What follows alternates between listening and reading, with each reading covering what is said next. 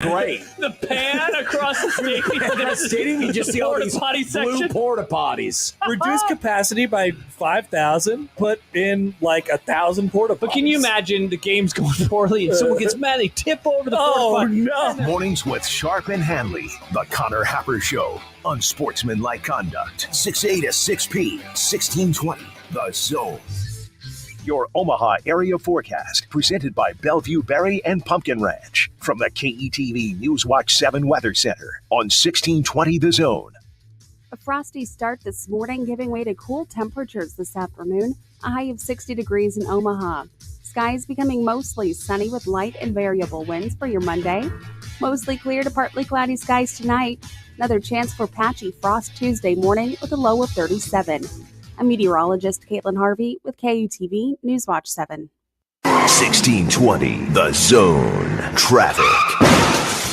From the Pyramid Roofing Time-Saving Traffic Center. It's a quiet start to this Monday morning in the Omaha Metro. There's no accidents to report. Look out for a disabled vehicle in right shoulder eastbound Highway 92 at I-29 over in Council Bluffs. If you're on L Street in Omaha, be prepared for delays between JFK and 36. Your morning commute should be smooth sailing, but once that changes, I'll keep you updated throughout the rest of the morning. Just be sure to buckle up and drive safe out there. I'm Joey Colbert. This time-saving traffic is brought to you by Lanahaw Nurseries. At Lanahaw, our homegrown trees boast the most vibrant colors of fall, reds, yellows, and oranges. Shop our garden center today for the best selection of plant material and seasonal decor. When you think fall, think Lanahaw, 192nd and Center. Velocity Clinical Research in Omaha conducts clinical trials for investigational treatments and research. Typical studies involve medications for high cholesterol, diabetes, infectious diseases, and acne. Some current studies include low T, RSV, fall influenza, pediatric obesity ages 12 to 17, adult obesity, and asthma. Velocity also performs vaccine studies. Studies are medically supervised and do not require insurance. Velocity recognizes your time is valuable, so they offer compensation for study-related time and travel. Find out more at velocityclinicaltrials.com. With your gift to United Way of the Midlands, you'll help improve health and well-being, build financial stability, address urgent needs, and so much more for thousands who are struggling across the Omaha Council Bluffs Metro. Donate today at unitedwaymidlands.org. Standard Heating and Air Conditioning is and has always been locally owned and operated. Now, with 160 employee owners, chances are one of us lives in your neighborhood. We take pride in taking care of you, our customers, and keeping you comfortable all year round. And as always, our technicians don't have sales quotas. When other companies send salespeople, Standard sends qualified technicians. It's just part of Carrier, turn to the experts. Craving some authentic gumbo this fall? Join us for Gumbo Days at Shucks Fish House this Monday through Wednesday. Enjoy a cup or a bowl, sample 3 or all 5 selections at any of our 3 locations. Check out shucksfishhouse.com for all the details. I'm Chris Rose with NFL Network Now on the Westwood One Radio Network. Jared Goff threw 3 touchdowns. David Montgomery ran for 2 more. Lions dominate Dallas 47-9. The Texans beat the Patriots 41-21 behind 3 touchdowns from C.J. Stroud. Houston improves to 5-1. Caleb Williams, 4 touchdown tosses. Bears beat the Jags over in London 35-16. Derrick Henry ran for a buck 32 and 2 scores. Ravens 30, Commanders 23. Falcons beat the Panthers 38-20. Bijan Robinson with a couple of scores. Baker Mayfield threw for 4 touchdowns in the Bucs' 51-27 win over the Saints. Jordan Love also threw 4 touchdown passes. Packers beat the Cards 34-13. Eagles held off the Browns 20-16. Steelers stopped the Raiders 32-13. Chargers topped the Broncos 23-16. Colts topped the Titans 20-17. And on Sunday night, Bengals beat the Giants by 10. This has been NFL Network Now on the Westwood One Radio Network. All right, gentlemen, this is Emmett Smith on behalf of The Pen, and I've got the perfect play. Run straight to your doctor's office for a life-changing catch, because when prostate cancer is caught early, it's up to 99% treatable, and 1 blood test might be all it takes. And now through November, The Pen is donating to the Prostate Cancer Foundation for select purchases. Talk about a great play. From September 1st to November 30th, Depend is donating 40 cents to the Prostate Cancer Foundation for Depend Shield Guards Real Fit products purchased in the U.S. up to a maximum of $300,000 void in Mississippi.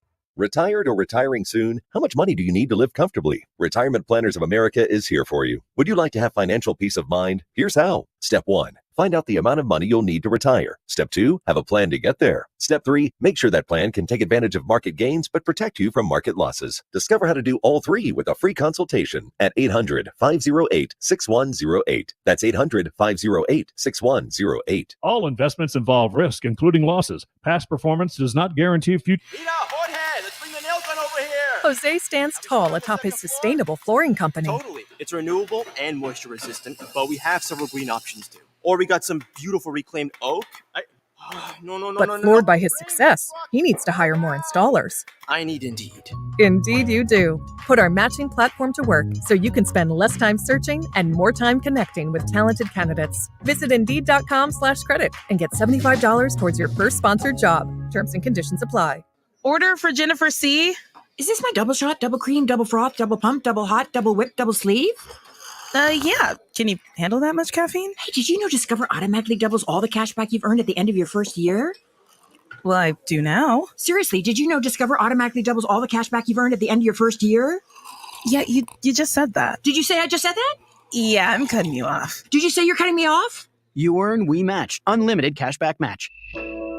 See terms at discover.com/credit card. Husker Preview Monday is powered by McInnes Roofing and Sheet Metal, Nebraska and Iowa's go-to choice since 1981. Roofing, siding, windows, gutters, sheet metal, or repairs. Their team delivers quality you can rely on for commercial or residential projects. Trust McInnes Roofing and Sheet Metal. Visit McInnesInc.com. 1620 The Zone. Here's the pitch to him. He swings and drives it high in the air. Left field. Will it make the bleachers? Grand slam! Lane Thomas has put the Guardians in front with a grand slam.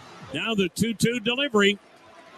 A swing and a bouncing ball to Naylor at first. Backs up, long flip to Close. Ball game! And for the first time in 8 years, Cleveland is headed to the American League Championship Series. And this October to remember will continue with Game 1 of the American League Championship Series Monday night in New York. Cleveland eliminates the Detroit Tigers today in Game 5 by a final score of 7-3. Howard steps back to throw. Looks right, pump fake, now will run, and has Roman hooks down at the 28-yard line, but the clock has run out. The clock has run out.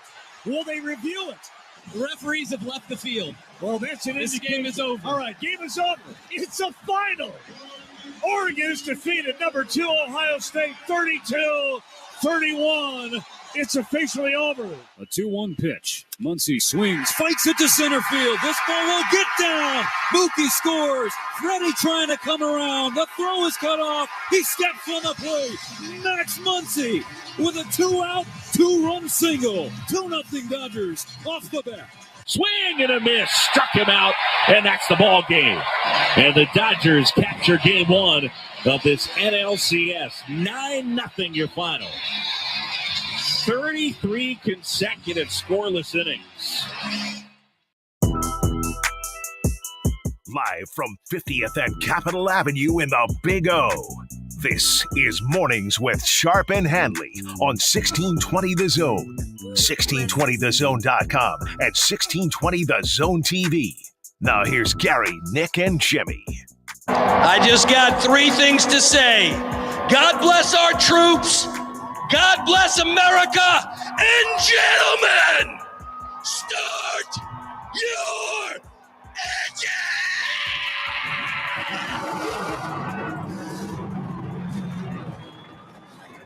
Hey, God bless the troops, and the troops are ranked. Army, Navy ranked. That's what college football is. Good morning, everybody. Good Monday morning. I want my summer back. It's a little bit nipply in the air outside. But how the heck are we doing after that weekend? Nick is back in studio. Hello. Hello. Hello. Oh, Jimmy it delivered. Jimmy is here as well. What a friggin' sport, boys. It delivered. And you know what? Thank God to the schedule makers out there. Because sometimes when people give you a schedule, it's not always conducive. Sometimes it causes issues. Sometimes you can't do what you want to do, but sometimes you're just a man and you stand up for what you believe in, and that is Saturday, putting your backside on the couch and just, the honey-do list can wait for another day. I understood the mission. What an incredible day for the sport of college football. And then it was a letdown yesterday, unless you were a Bears fan. Won't even go there, Jimmy. It's okay. It was like 1989 all over again. But boy, that food behind Jerry Jones, that looked like a great spread in the suite. Well, it was the Hutchinson thing broke my heart. 82nd birthday. Come on. But what a great Saturday where we didn't have to worry about anything. Anything. By the way, I will Maybe push. You didn't. Well, you had a birthday party going on. You had a bunch of little rugrats running I had around. other stuff happening as well. But yes, TVs were on. But it was a weekend of college football that lived up to the hype. I always like things that live up to the hype. I love Tiger. I love Bryce Harper. I love LeBron. People that were on the cover of Sports Illustrated that were hyped and they've come through. I love you long time. And I love the sport of college football because it did live up to the hype. And I mean, from early to late, bangers in between. Even a sneaky good Big Ten game that no one probably even gave two hoots about with Illinois and Purdue. Well, at the ending of it, Nick, anyway. when it was 27-3, I think people are like, yeah, this is what it's supposed to be. Yeah. And then as you were watching the score updates, because I was watching Penn State USC, my two favorite game and clock management coaches going head to head, they're like the Spider-Man meme. Then I saw Purdue was coming back, and I'm like, wow, what's going on here? Yeah. Transitive property guy and gal is going to be like, hey, first of all, I will push you off the Bob Carey pedestrian bridge if you want to come in here today and be transitive property person. Doesn't exist. Out. Never been a big fan. Even more so. But what a great weekend. I mean, just amazing. It's just the sport delivered where we wake up today and the sport has Iowa State, Army, Pitt, and your Indiana Hoosiers are 6-0. And now a 5.5 to 6 point favorite, depending on which book you're looking at right now. But Saturday was great. I mean, we 4 hours can't contain what we need to talk about from this weekend. But yes, yesterday was a letdown, just a letdown. And I love both sports because there is the uniqueness of college football where there's the unexpected that's going to happen. And then you get the best of the best that are on the NFL. But and sometimes, they're like even weekends. Like Saturday, the NFL didn't even come close to what we had on Saturday. No. And it does feel like when we build up a week like that, because we saw a little bit of chaos. Wait, I just realized your football team won yesterday. Damn right they did. Wow, what a weekend for you. At 8:30 in the morning. Yes, that weird, you win early and then the rest of the day. I could see how the London game ruins your mood. And it typically does. And in fact, Chicago usually doesn't play well in those either. That was great, though. It was nice to all of a sudden game's over. Matt Nagy is really upset. Yeah, Matt Nagy. That was the beginning of his end, in 2019? Yep, when they lost to the Raiders. Yeah, it was not good. You shouldn't be losing to the Raiders at all nowadays. Sad franchise. That was back when John Gruden was still a coach, too. Gosh. Todd Christensen was catching passes? Weird days. But Daryl Lamonic. I just saw a random on my timeline yesterday of Todd Christensen. I'm like, oh, that hair. Rest in peace. Yeah. Everything almost played out to script even going 2 weeks ago. Because remember we said, all right, you got October 12th, everybody's circling October 12th. So that means the week before, there's going to be some things that happen to make that week even better. Well, it did. And then you get to October 12th, you're thinking, okay, other than maybe Texas, Oklahoma, which, again, from a matchup standpoint, maybe wasn't overly shocking, every freaking game delivered. Yeah. I mean, and everything had its twists and turns. It had the Ohio State-Oregon game, which I'm sure, we could spend 4 hours on that. That was must-see TV from that was college football as far as. Okay, hold on. I apologize for people that are listening right now. That was probably very disgusting what I did. The Duck Tua? Duck Tua. No. I like that. Because I'm annoyed by that sound. Sam Darnold's. Oh, never mind. Supposedly. Anyway. What now? What? Sam Darnold and Hawk Tua girl, apparently a thing. This is a thing? I don't think so. Yeah. It was a rumor. I don't know if it's really true, but yeah. She had JoJo Siwa on her podcast this week. Oh.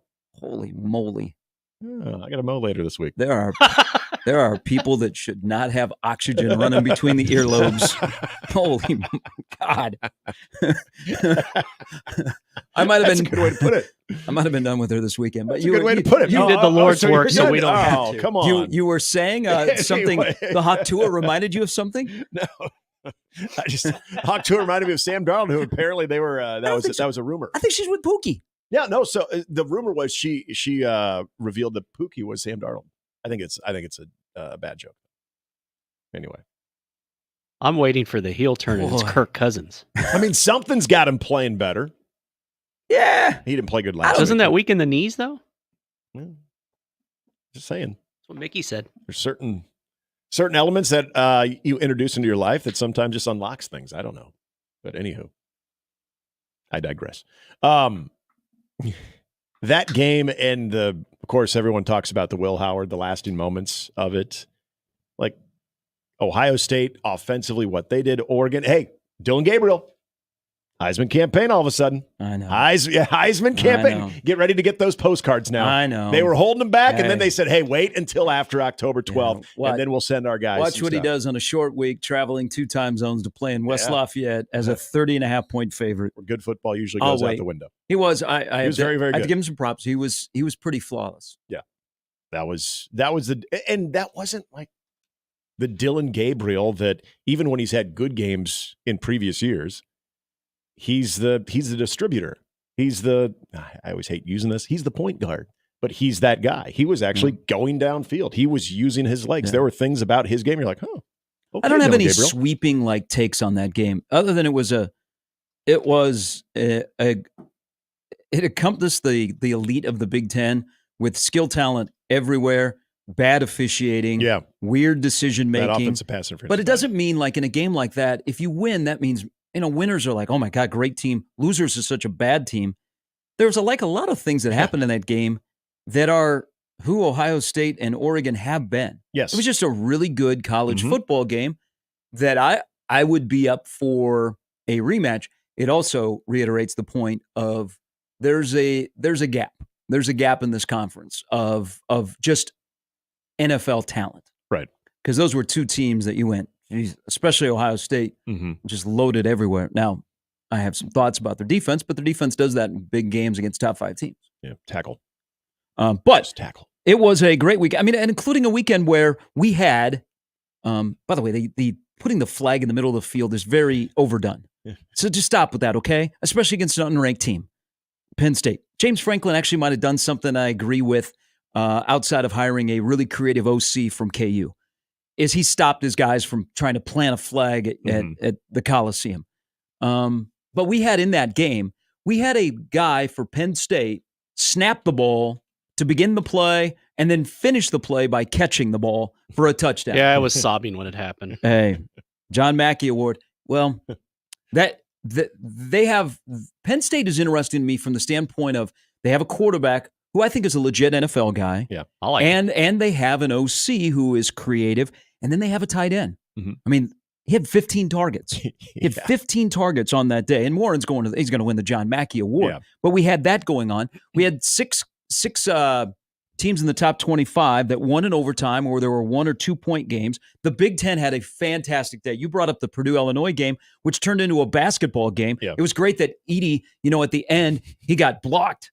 Hawkins came across and blocked him for a 50-49 win by Illinois. It's old school Big Ten where you just beat the crap out of each other in Champaign. I on the believe floor. Illinois Purdue played to that score in basketball not that long ago, actually. Probably in 2 did. overtimes. Probably did. But from the marquee games to, is Wisconsin back? I know. Is Iowa got a OC? Did Nebraska break Rutgers? Dude, I will tell you, I'll push you off the train. I'll put you off the bridge if you're going to be transitive property guy. I'm not. Okay. I'm not doing it. I'm just saying, did Nebraska break Rutgers? I don't know. They got thumped a bit. We're going to find out. But here's the thing. So, but the Big Ten had a great weekend. Even Minnesota. Minnesota beat UCLA. And for some reason, right as the game ended at the Rose Bowl, they took down the goalposts. Must have been afraid that those 10,000 Minnesota fans were going to run on the field and stare at the goalposts and go, what are these?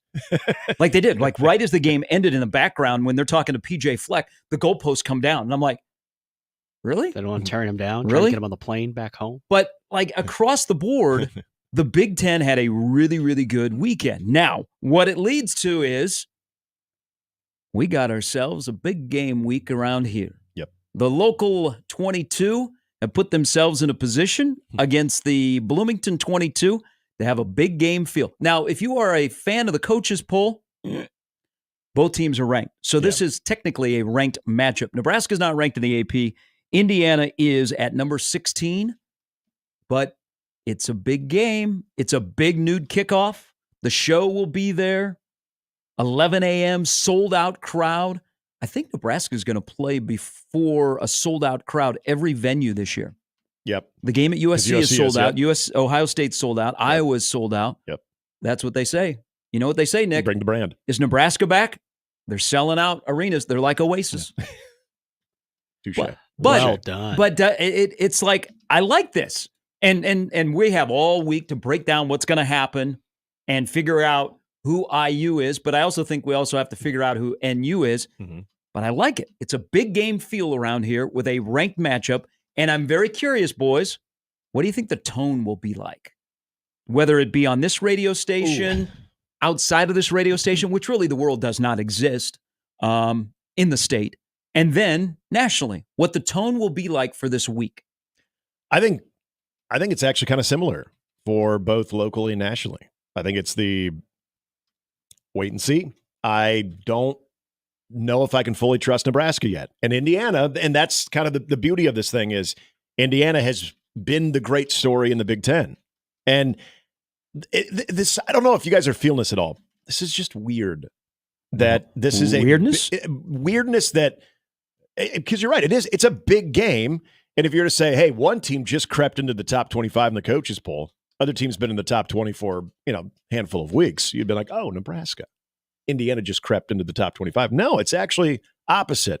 It's just a very weird thing to wrap your head around as far as Curt Cignetti, what he's done, the guys he brought over, the success they're having early on. Mind you, the schedule has helped them a little bit, but you don't apologize for wins. And the way that they've won has gotten the attention of a lot of people. And there was a lot of attention to Curt Cignetti when he came over into Indiana and thinking, okay, this is a good hire. Might take a little bit, but this is a good hire. Mm-hmm. And now that they're doing what they're doing, they're getting all those headlines, and rightfully so.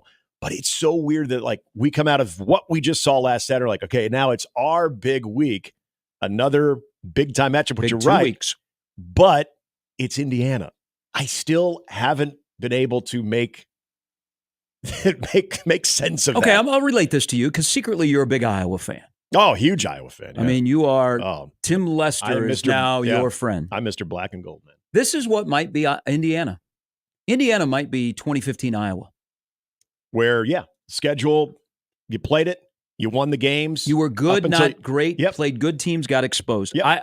I think we're about to find out, not just with one game, because just like Nebraska, Indiana's second half of the season gets tougher, but we're about to find out if Indiana is the 2015 Iowa. Yep. Good, not great, took advantage of a good schedule to get to 8, 9, maybe even 10 wins, but the teams that were really good on your schedule, you got beat by. Yep.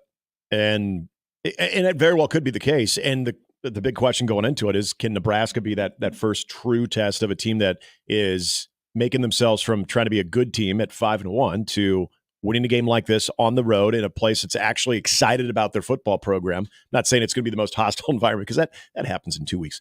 That they have that type of support. This is, I mean, it's a huge game from all of those standpoints of what Nebraska's coming into. But can Nebraska put up that type of test? Because the bye week part of it, that also to me throws in the unknown, the great unknown of what does Nebraska look like coming from the bye week? What types of things were they able to tighten up?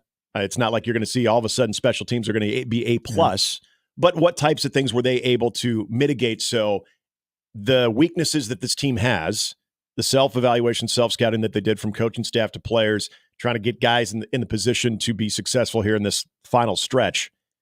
What will show up on Saturday? What parts of improving, especially the third phase, but also cleaning up some things defensively, cleaning up some things offensively, trying to get the offense back on track too? What types of things can show up in this type of game where you can think, okay, cool, that bye week was very beneficial, as opposed to it doesn't look much different right now too? I think it might look exactly the same. which in this game, will that be good enough? Well, here's how I look at college football after this weekend, and kind of how I think there's some things about college football right now. The unbeaten record in power conferences is going to be pre-realignment era. And the sky is falling if you lose one game or two games is going to be less. Right. Now, if you're in Tuscaloosa and you've been, outscored 92-78 in the last 2.5 games, or 2.5 games, second half of the Georgia game, the sky might be falling. I think we have to adjust on the fly, but we also have to be accepting of the sport of college football with the NIL, the portal. I do think the COVID eligibility, which we're about to expire, still is part of it. Want to play immediately instead of sitting and redshirting. You're like, nope, I got to play right away. Is this sport has become so week to week, is you can look poor one week and turn around the next, and you're like, whoa, who was that team? And I think you go week to week, you prepare for who you're playing, and right now in college football, anything can happen. And that's the great thing about this sport. I have never now. I don't think I look at the top 10 and go, oh, there's 8 teams that can win the national title. I think there's only one, and then an A and a B elite teams in college football. I think Texas is an elite team. Yeah, I agree. Across the board, their entire body of work. Oregon is good. Ohio State is good. But I'm looking at the body of the work. Texas is the only team there. But I think this whole sport has become week to week. Anything can happen. The gap between Power 4 and Group of 5 is enormous. But I think the gap between the elite of the Power 4 and then the next tier, which keeps you in the top 25, has started to shrink. And it's great for the sport. So it's tough to sit here and we're going to break the heck out of this game this week and then go, oh, I didn't know that would happen. Such a week-to-week sport. It is. It's great. And I think Oregon's a great example of what you're talking about there. Because at what point did Oregon really pass the eyeball test to the level that we thought they would in the preseason? No, they helped the guy at Boise State win the Heisman. Yeah. If you're all in on Oregon and you look, man, I think they're the number one team, which they're not. Texas still needs to be the number one team for people that are voting in that poll. But guy at Boise State, who is really like tackling a Bronco, Genty. Yes, he's huge. He had a monster game against Oregon. Yes, he did. I mean, did Oregon help a Boise State running back win the Heisman? Especially with their cachet now. You're right. Absolutely. And win the Heisman over a guy you brought up in Dylan Gabriel. All right. Dylan Gabriel, who's now going to have a campaign. We didn't know if it will exist. But they didn't, though. I mean, Dylan Gabriel is an example of Oregon, too. Like, nothing about Oregon made you think elite. Solid, good, top 10 team, but are they elite? And I don't know what you guys picked on Friday, but I had no problem thinking Ohio State was going to win that game. They're going to go to Eugene and win that game, just based on what I'd seen from both of those teams up to this point. Good on Oregon, because I don't think, listening to Dan Lanning listening to Dan Lanning after the game, it was kind of similar to I mentioned last week about Deion Sanders talking about, are you surprised by this turnaround? Well, they got confident in their program. Are you going to apologize when you put on nice clothes and someone says you look good? Same thing with Oregon when they were saying the whole thing about, did that performance surprise you? And that is who they thought they would be. They just would have shown that much earlier in the season. And I think that's who we all kind of thought they had the capability of being. It was the Big Ten. I don't want to use the Big Ten's going to have to adjust to Oregon, not vice versa. But the Big Ten would have to adjust to Oregon as much as they would have to adjust to the Big Ten, because there's definitely give and take there. But last Saturday was an example of, this is what Oregon is capable of doing, because they're not that. There was that time that Oregon was always kind of that gimmicky team where they would have to out scheme you. They'd have to do creative things more so than just taking the football right at you, because there was a physical element that lacked. What was one of the things you brought up even at the end of last year about Oregon, about look out for this Oregon team coming into the Big Ten? You mentioned their physicality part of it. That was a big part of what was on display on Saturday, which up until then, it was sort of, in a way, same old Oregon, where they were a little bit more flash than what was actual substance. That's why I thought Saturday was a huge moment for them. But to your point, how much things change week to week. Oregon just finally looked like the team we thought they would at the beginning of the season. Probably more about what they actually are. This is probably who they actually are and what they did against Ohio State. So now I bring it back to Nebraska. Does a lot have to change about Nebraska to feel good about this game coming off the bye week? Or does Nebraska just have that better performance in them to where it's like, that's kind of what they were supposed to be. They just haven't shown 4 quarters of it. I think it's week to week. I just, what if Oregon messes around with Purdue next Friday or this upcoming Friday? We go, well, maybe they just get up for the sports week to week. Yeah. And there is that element of it are people asking that question about Oregon right now? Were they just up for the challenge and they're going to do that whole ping pong and back and forth with we're playing a bad Purdue team. Yeah, we don't really have the same type of juice, the same type of edge. But boy, when we take on Penn State or we take on this team or that team, and you're there's a little bit of edge. that being natural, don't you think? Sure, absolutely, absolutely. But I think like the teams that are really, really good have enough to keep their head above water. Yeah, and they wait for somebody else to make a mistake. Mm-hmm. It's a great sport, and I love that this week is here. And there's a lot of demons that could be washed away, or at least begun to be washed away in Indiana and Nebraska. I think one of my main points to look at this week, and I'll get into this a lot more, is I like the hire at Indiana. He's a guy that's been very successful. He has taken a lot from the people that he's worked with, including Nick Saban. Indiana has a nice little buzz. I'm not going to poo-poo their 6-0 because they played those teams and they have beaten those teams soundly. Mm-hmm. It's not like they have, square danced with anybody. Now, Northwestern challenged them a lot longer than I thought, but at the end, they still ended up winning by 2 touchdowns. Yeah. And they're one of 2 teams now because Texas trailed 3-0. Army and Indiana are the only 2 teams in FBS that have never trailed. So you have to give them their props.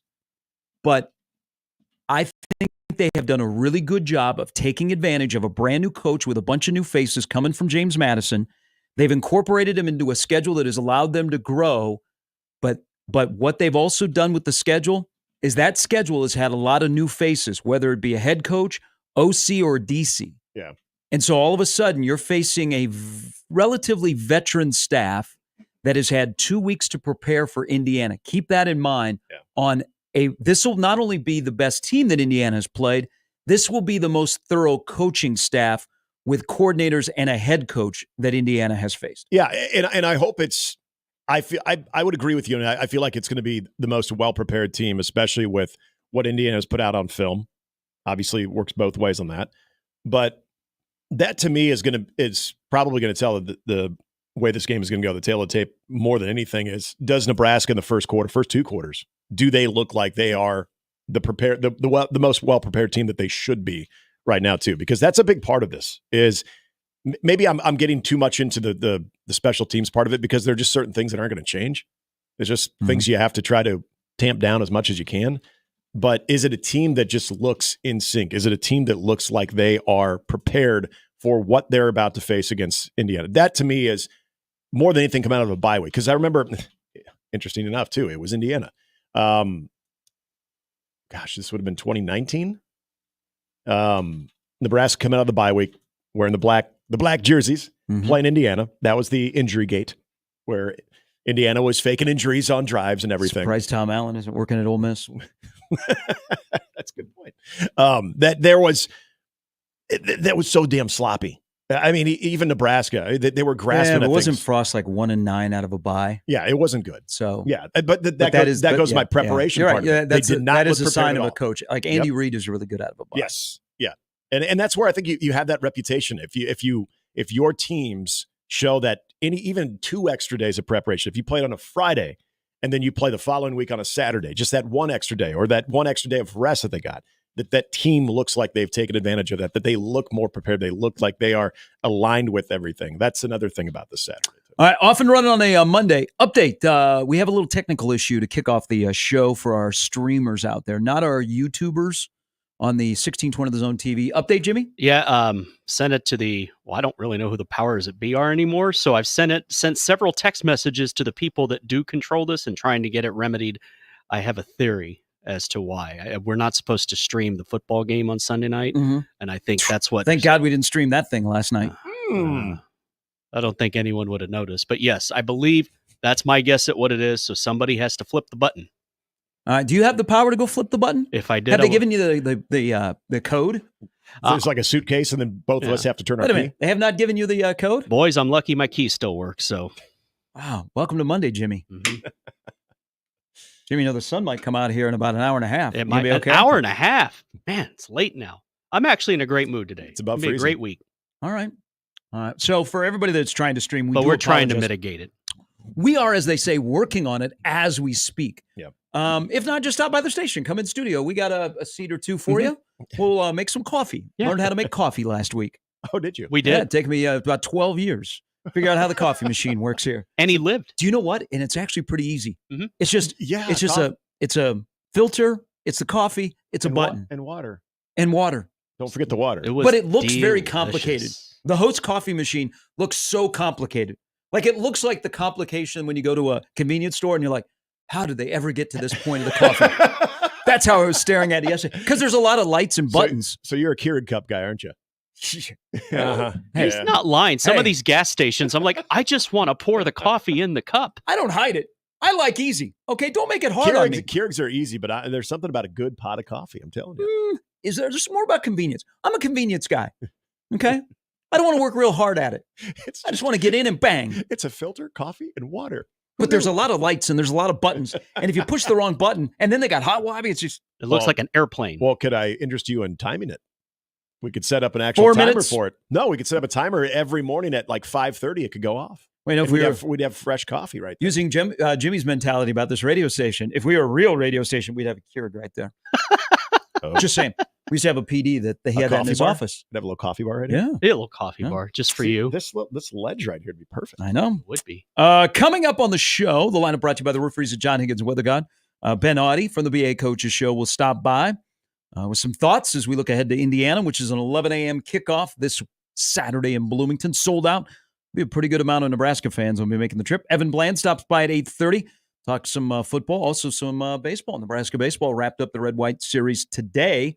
They'll play the final game. And then Jacob Bigelow will stop by at 9 because, ladies and gentlemen, boys and girls, basketball season starts 3 weeks from today. And if you were up late last night and you are a subscriber to Ken Palm, well, actually, he gave you some free stuff. The Ken Palm rankings have dropped. Kraton is 12th. Nebraska 56th. Omaha is 318th. But the Ken Palm are out. We are 3 weeks from hoops. And yesterday, Nebraska went to the Devaney Center and so confused on all the lines on the floor, somehow got through a basketball game in a scrimmage. So we'll get those thoughts from Jake when he joins us at 9. Those are the lineups brought to you by, ironically, a ex-basketball official. I shouldn't say ex-retired basketball official. The referees at John Higgins Weather God. Referee, an official advisor, right? He's more of an advisor now. I wouldn't say a supervisor. He looks, man, I mean, he was the most tan guy when he was working. He's living the life now. He looks so relaxed. I mean, he sits in the stands and takes notes. He's got the best seat in the house. Does he heckle just to practice? This is what you're going to hear. He only heckles the guys that he didn't like working with. Now he's got to, he's got to evaluate him. Yeah. That guy was bad when I was working with him. You can join us, the access to get into the program. We'll let you know when the website is back up, or you can let us know when the website is back up. Yeah, please do. But we are working on it. People don't get up early around here. Don't know why. The 42 Degree The Source hotline, 402-951-1620. Let's discuss this weekend of college football, this great sport that delivered. 402-951-1620. You can always stop by in the Equitable Bank inbox where they take banking personally. Gary at 1620thezone.com. Handley at 1620thezone.com. Also on the J-Tech Construction Zone Twitter feed, which is already banging. Good morning, Flaky Jake and Bruin Steve at Gary Sharp 1620. At Nick Handley 1620. All right, Jimmy's got an update coming up at the top of the hour. Huge weekend of sports that just wrapped up. More, we got baseball as well. We got a game 2 today. We got a game 1. We got a big-time game coming up in Bloomington on Saturday. Not bad, huh? Not a bad little shabby. Monday for you all. Time of the year. On 1620 The Zone.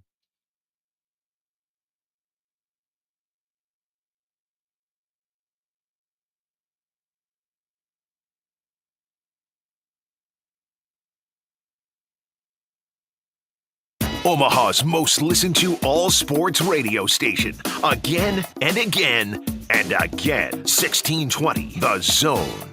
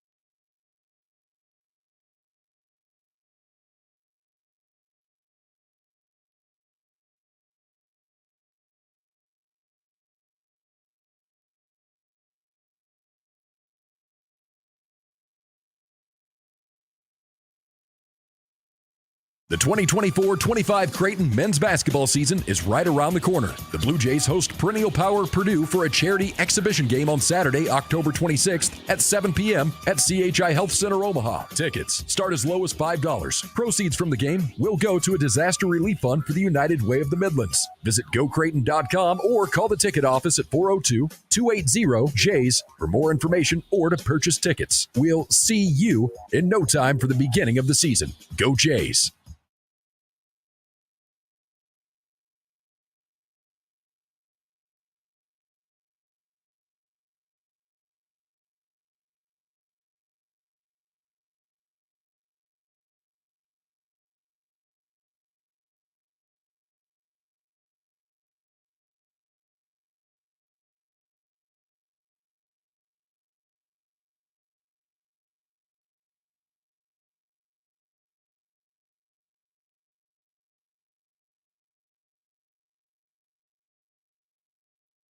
Meet Cheryl. Hey. She's on vacation and lost in the moment. Unfortunately, so is her Chase debit card. It's gotta be somewhere. Maybe she lost it at salsa night. These skirts should have pockets. Or maybe she lost it at Pilates. 3 and 2 and... But she's not worried. With the Chase mobile app, she can lock her card till it turns up. Tools that help protect. One bank that puts you in control. Visit chase.com/checking. Chase, make more of what's yours. Chase mobile app is available for select mobile devices. Message and data rates may apply. JP Morgan Chase Bank, N.A. member FDIC.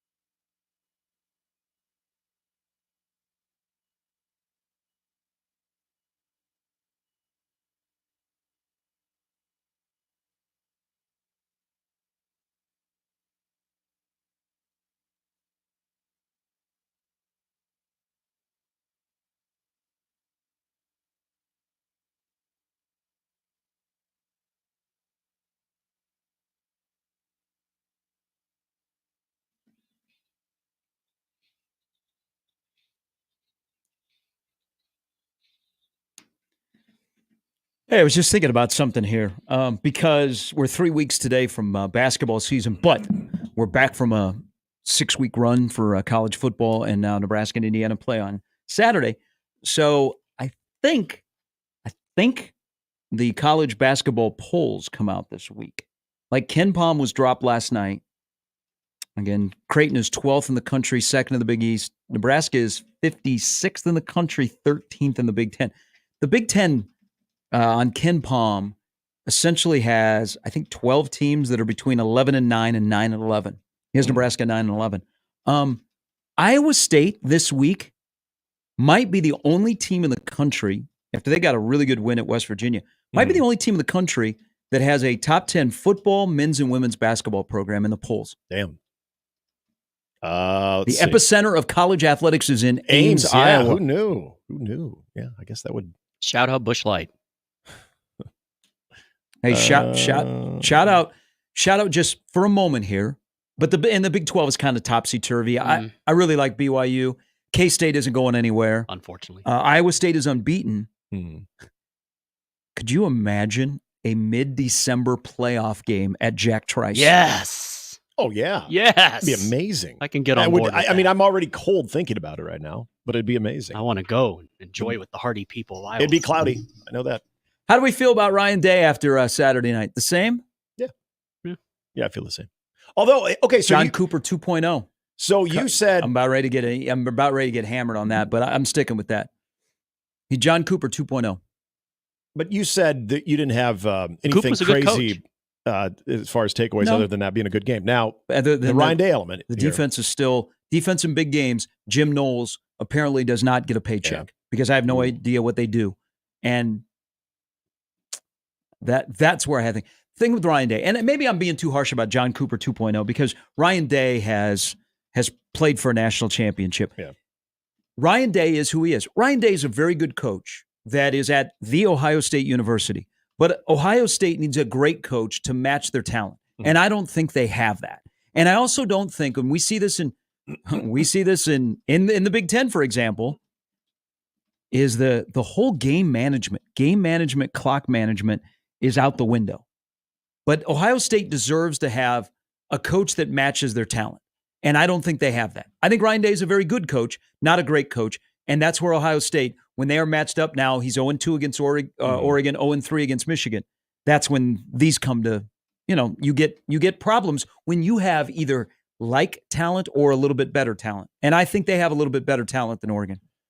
And I think it was interesting. I was on a podcast on Thursday night about this matchup, and they were talking about, let's talk about the sidelines, but not necessarily Ryan Day versus Dan Lanning. Let's talk about the coordinator matchup and look at, Stein versus Knowles, and then, Chip Kelly against basically I guess you could say a Lanning-led defense, but having those matchups back and forth, and where they thought maybe the biggest advantage out of all those would have been Chip Kelly's offense versus the Oregon defense. Was Chip Kelly calling plays in the first half, or was that Ryan Day? They were calling running plays to the boundary. Well, okay. And so what the heck? And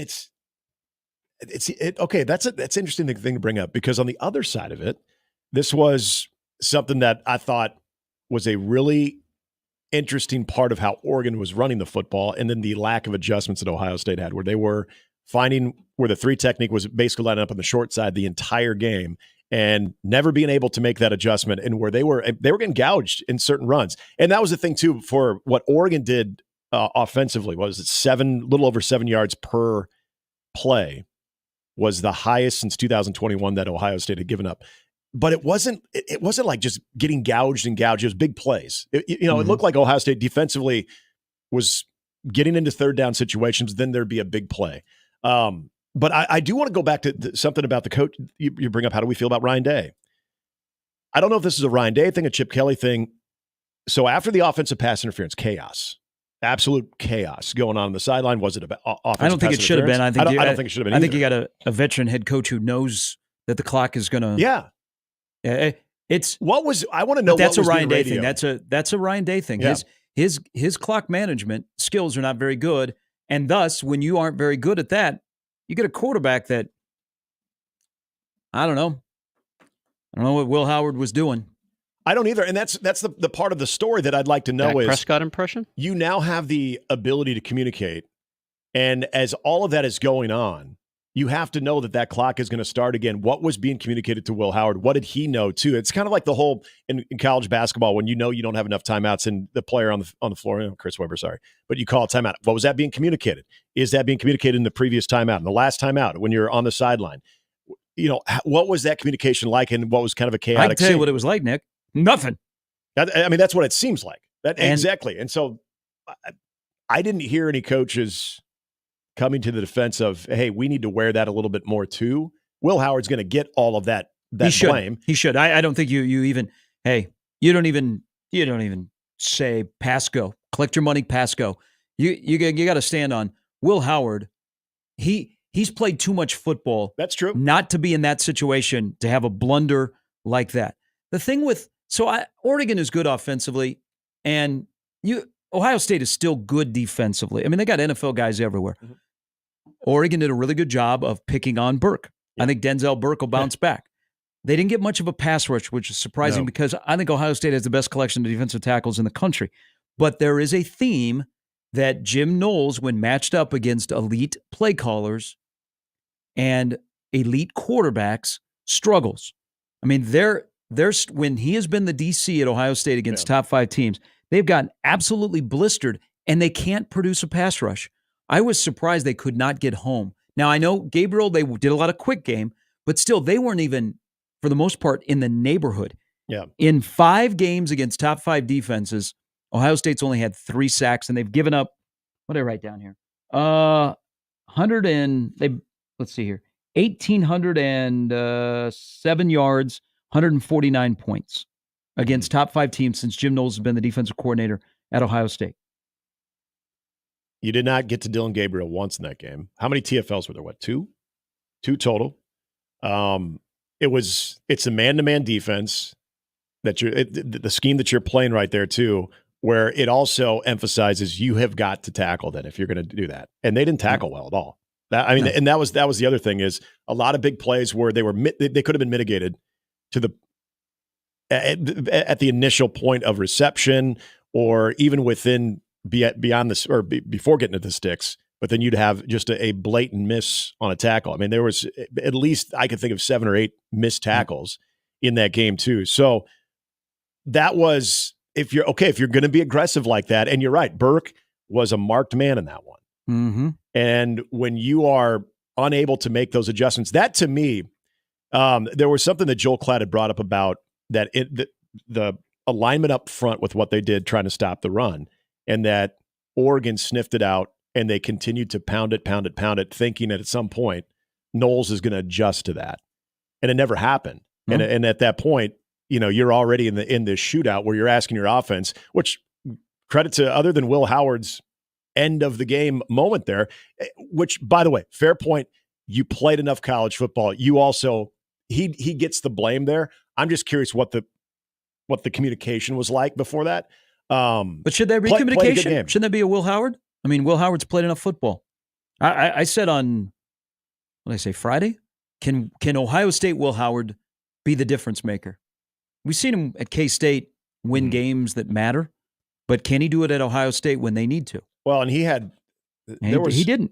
There were some moments in that last drive before that too, where it's like the sack and everything like that. It was just now they didn't get some out, like Jeremiah Smith, who is an unbelievable athlete, and I don't want to talk about Ohio State, Nebraska this week, but it should scare the hell out of you for next week. Yeah, because the guy just makes plays all over the yard. But I mean, the offensive pass interference. Mm-hmm. I mean, that was a bad penalty. That was a bad penalty. There's things. My opinion on Ohio State hasn't changed. Ohio State is one of the best teams in the country. So is Oregon. But there's things in that game that, why didn't Ohio State run earlier? Right. And then you get in the situation of the clock and game management and that final drive. If you're Will Howard, why not, when you're running, go ahead and slide, and while you're sliding, call a timeout. Yeah. And let them then figure it out. Now you're putting the rest of the game in the hands of the Big Ten officials, which, good luck. But it just, I think Ohio State, there were things in that game that if Ohio State, when they play again in 7 weeks or whenever it is, that they will do differently. But doesn't mean because you won you're incredible, right. You lose. It's just they're both really, really good. But I think Ohio State had things they could have done better that would have helped them win the game compared to Oregon. Well, and for Ohio State too, I'm sure their fans are second guessing every part of that last drive too. When you get the ball to the 28-yard line, at some point do you think, hey, you know what, 45-yard field goal? Now, do we want to run? Do we want to run a little bit more? I didn't have a problem with that because, one thing from Saturday to Sunday that was reiterated watching a lot of football, the kicker in college compared to the NFL is much different. Mm-hmm. Sorry, Joseph, the Giants. Because, in the NFL, you start thinking, all right, if you get to the 35-yard line, man, 52-yard field goal, that's pretty good in the NFL. Yeah. I'm not even thinking, man, is that a crapshoot? Where in college, it's like, I don't know what we're going to do. Day has been hammered for settling for the field goal. So I didn't have a problem going after it. Okay, and moving the ball down the field. But could they have done that running the football? That's my biggest question. Because then all of a sudden Oregon has to start taking some timeouts. Then you're not getting into the OPI situation there too. Well, we'll never know because the timeout carries over. So when Nebraska and Ohio State play in 2 weeks, Ohio State actually begin the first half with 4 timeouts. Yeah, it was just there were weird things about. I wouldn't see, and it was late game stuff. You late like game how they stuff. went about it. Ryan I thought Day, they could have ran the football. Ryan Day late game is just it's all over the map. And that's what I'm always curious of. I know sometimes it just comes down to some people just have that ability to think ahead, to be prepared for anything, and then others get caught up in the moment, deer in headlights type situation. But also when it comes to personnel, like I don't know, is it more of a Ryan Day thing, or is it more of a, well, I think both things are a Ryan Day thing. Is it more of a Ryan Day just all of a sudden, just starts overthinking and not doing the thing that's maybe the most simple, or is it something that he has with his personnel? Because I would like to think that at the 28-yard line, if they are just running the football, moving forward, even getting up to the 25, let's say in a couple cracks, 25-yard line, Oregon's got to call some timeouts because you're starting to feel like, I think that the percentage inside the 28-yard line for what Ohio State has for a kicker goes up to 82%. I don't mind that, as opposed to throwing the football. This is Will Howard throwing the football too. He was fine. And the thing is, I want to give Will Howard credit. He had a good game. Dylan Gabriel played a better game, but he had a fine game. It just, there were some moments there. Obviously, the one at the end defines him. But you mentioned Jeremiah Smith, where he misses him wildly. I think it's on the previous drive. That should have been a first down. I mean, he waited too long and just overshot him. But then also that taking that sack and whatever the hell happened, where he just kind of gets blown down. There were a few moments where they showed up in crucial moments where if I'm in that situation, my guy's starting to show a little bit of that there towards the end. I don't know why you don't trust your running game a little bit more than that. Why you don't trust your kicker a little bit more than that. If we can get to the 25, it's lights out. Let's put the pressure on them. We're going to line up for a field goal with a timeout. We'll be able to take that, and then we can win the game with them not having any opportunity whatsoever to win this game, to come back and even return a fluke kickoff. I don't know. That to me is where I ask the question, is it more of a you thing just in the moment, or is it I don't know if I trust my personnel here? That part I don't know. Only Ryan Day could answer that. Maybe he can't even answer that right now. But the part you bring up, I didn't even think about, and that is he's gotten so much crap about settling for the field goal. He did against Georgia, did against Michigan. In a college football semifinal game that was a fantastic game. And I remember talking about that the following day, like, really? Why settle for that? And now here I'm saying, settle for it. Yeah, he also against coaches that are, Dan Lanning is that guy that at the poker table hits on 19. Mm-hmm. That's what he is. Mm-hmm. And if you're not used to that, and they've got elite talent to match your talent, and now you got a coach that is is not normal, and that's Dan Lanning. Okay, mm-hmm. Lanning's decision making and stuff they go for is we've all played poker. You're sitting there, 19. Hey, good job. Give it to me. That's what Dan Lanning is. Sometimes it works out. 21. Yeah. The question, another thing around Oregon this week will be, and we'll maybe discuss this as we roll till 10, was it intentional or not to have 12 on the field? You exploited a rule that is in there of that only being a 5-yard penalty. There's one I would think in the offseason will get changed from a 5 to a 15-yard penalty for having too many men on the field. Yeah, good point. But did he do it intentionally, or was it, oh my gosh, that 12th guy was completely away from the play. Yeah. We can't count in Oregon. We can pump your gas, but we can't count. And then you look back, you're like, well, that worked out okay. And you're never going to admit it because you'd be exploiting a loophole in the rule, but it would be genius. It would. It would be. All right, Jimmy's got an update coming up next. Ben Audi will join us in an hour to start our look at Indiana and Nebraska. Rourke against Raiola. Good promos all weekend. Indiana, Nebraska. Yesterday during NFL, all the NFL games too, they were pumping that game up. Big week around here. Embrace it. Ranked matchup if you like the coaches poll on 1620 The Zone. Live from the Host Coffee Studio, this is 1620 The Zone.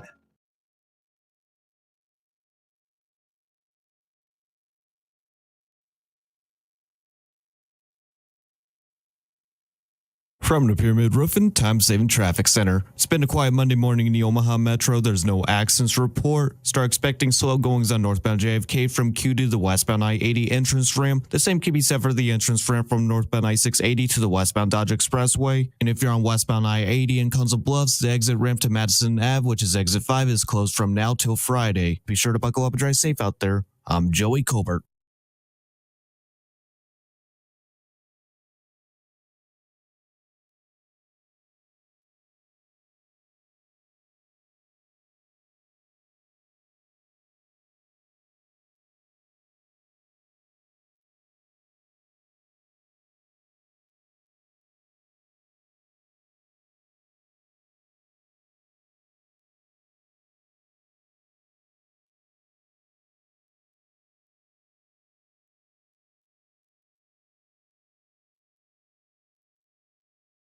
When knee pain holds you back, you need the best care available.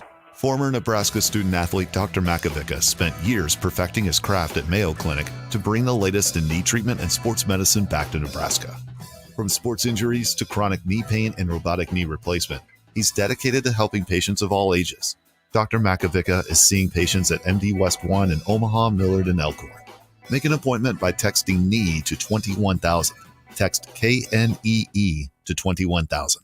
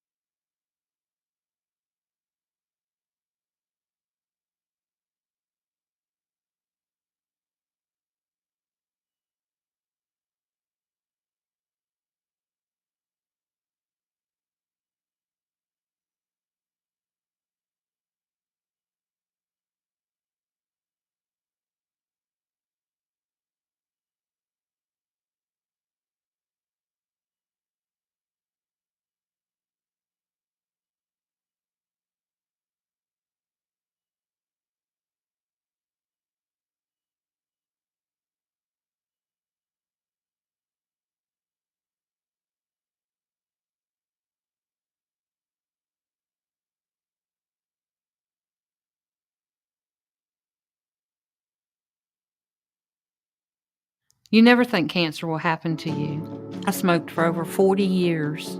My doctor recommended that I get annual lung cancer screening. They were able to catch my cancer at stage 1. It's never too late to quit. Even if you're still smoking, you need to ask your doctor about annual lung cancer screening. Just 30 minutes a year could save your life. Call the Nebraska Tobacco Quit Line, 1-800-QUIT-NOW, 1-800-784-8669. Paid for by Tobacco Free Nebraska. Aired with the Nebraska Broadcasters Association and this station.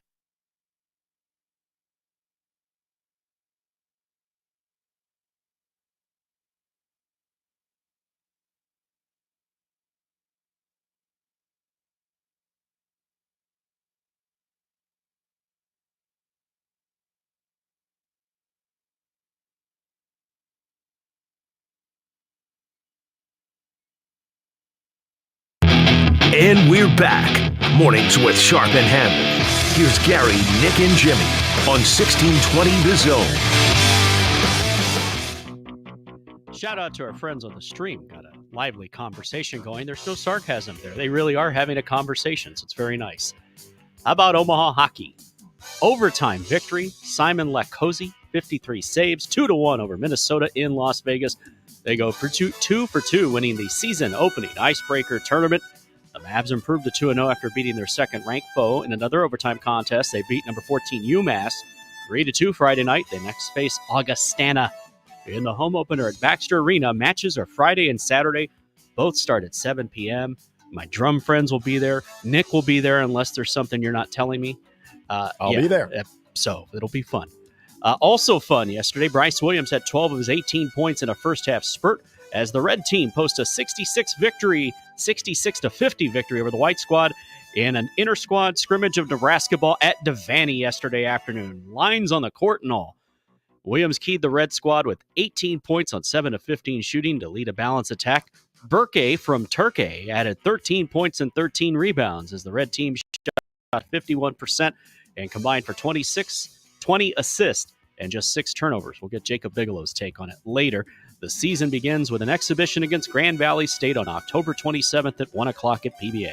Nebraska Volleyball sweeps the Rutgers 25-15, 25-16, 25-12 Saturday night at Devaney. The Huskers are 16-1 and 6-0 in the Big Ten. They won their 13th straight match and extended their nation-leading home win streak to 36. Rutgers falls to 5-12 and 0-6 in the Big Ten. They're not very good.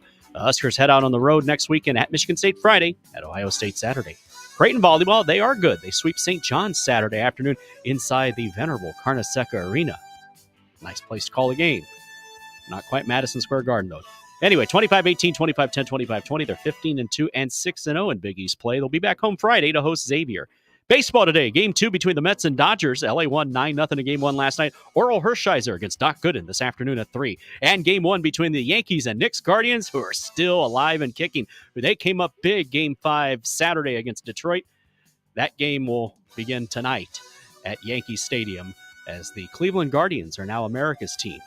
Are you okay with that? Love it. Guards ball, that's what they're calling it? Bring it on. Yeah. Finally. Alex Cobb. Finally, after suffering the worst home loss of his time as Cowboys owner and general manager and dark overlord. That's saying something, because there have been some bad losses over 33 or 35, however long he's held them captive. 35 years. 47-9 was the final. not as close as the final score indicated to the Lions yesterday. Jerry backed his head coach, Mike McCarthy. He said, I haven't even considered that about a potential change. I'm not considering that. Just so you're clear, I'm not considering that. To clarify, Jerry Jones is not considering that. When reminded about the previous in-season coaching change he made in 2010, when he fired Wade Phillips and named Jason Garrett as interim coach after a 1-7 start, Jerry became terse. He said, that would be a hypothetical. In that matter, do you think I'm an idiot? Do you? Okay, well, I'm not going to hypothetical with you about what I consider a coaching change in light of the timing we're sitting here with. I'm not at all.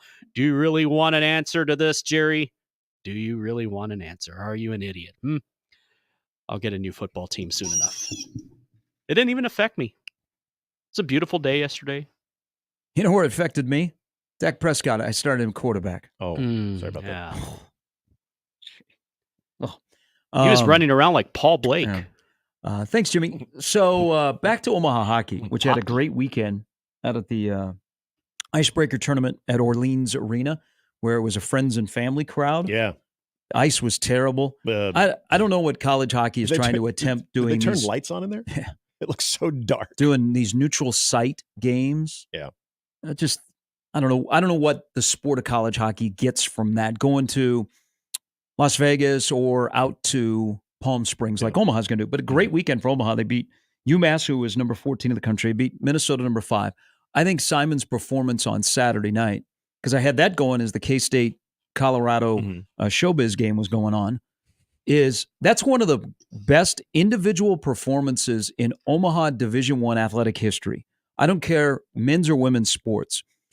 They were being outshot through 2 periods, 39-12. Yep. They got outshot in the game, 54-18.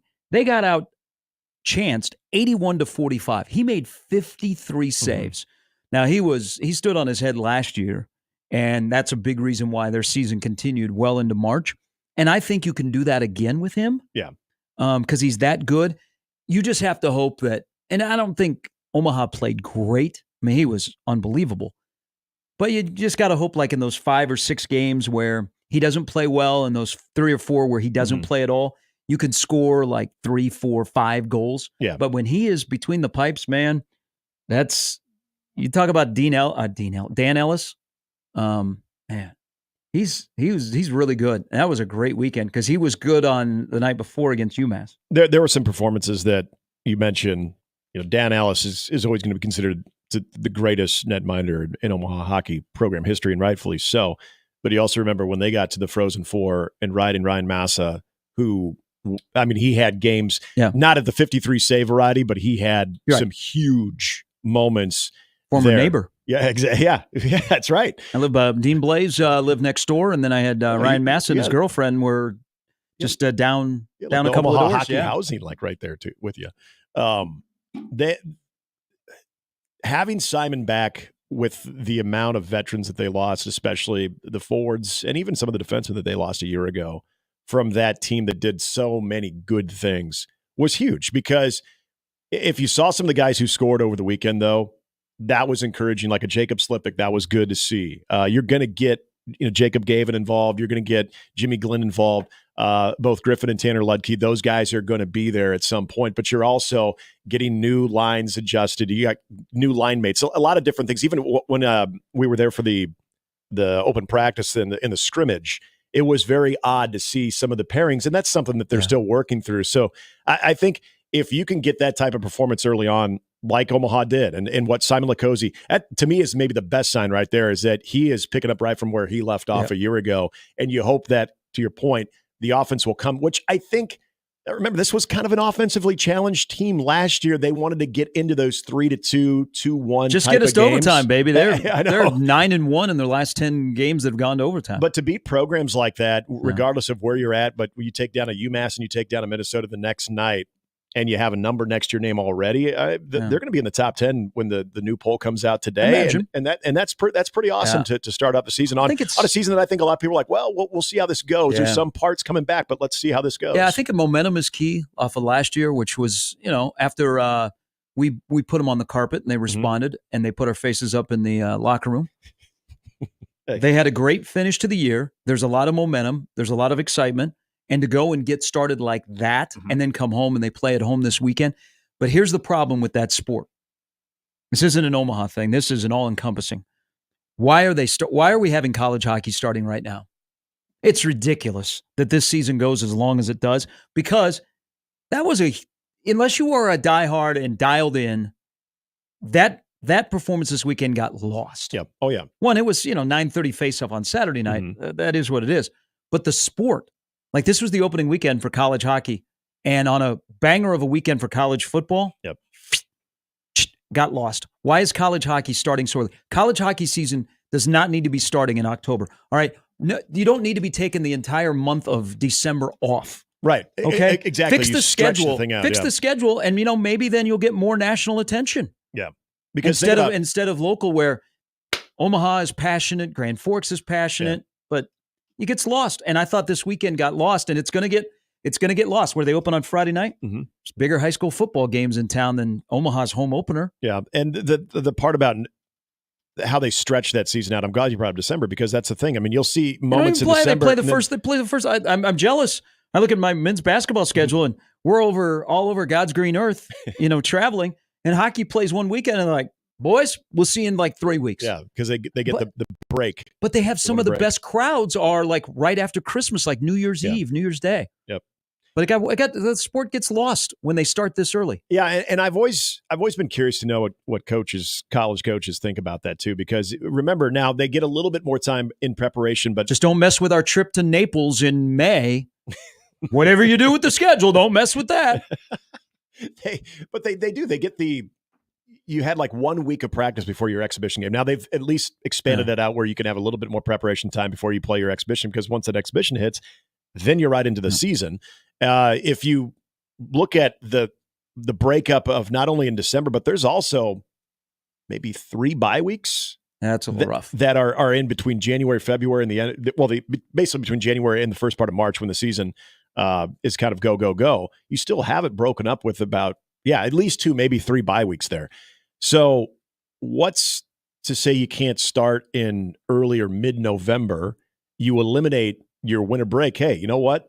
Everybody gets a little bit of a holiday break. Basketball gets a holiday break, but it's maybe 3 days? Not like a week. Yeah. And you could still implement that, but do you need 3 bye weeks, from the start of the new year? To me, it's drawn out a lot, where they feel like they got to get a jump on it before basketball, but yet it's, the final game you're going to see goes well beyond college basketball. So they're starting before college basketball, they're ending after college basketball. It's a long season. It's a taxing sport, as we know. And so, I think we're reminded of this weekend. I think we're reminded of how that does do a disservice to the sport, because this is a great moment for this hockey team. But everybody is fully focusing on football. It was a great weekend for Omaha hockey, but the sport is starting way too early. And in this town, it's always been, well, depending on what happens in Nebraska football, and then once we get to Christmas party time, and hey, in January we'll start going to the games. Yeah. But it was an important weekend. The momentum continues from last year. So congratulations to Omaha hockey. Think we'll have Nebraska volleyball be number 1 today? Oh, when those polls come out? Man, by the way, that Friday night game, that was intense. That was awesome, but intense. What they have now shown again, and then who just got knocked off? SMU beat Pitt, which has also beaten Nebraska. Mm-hmm.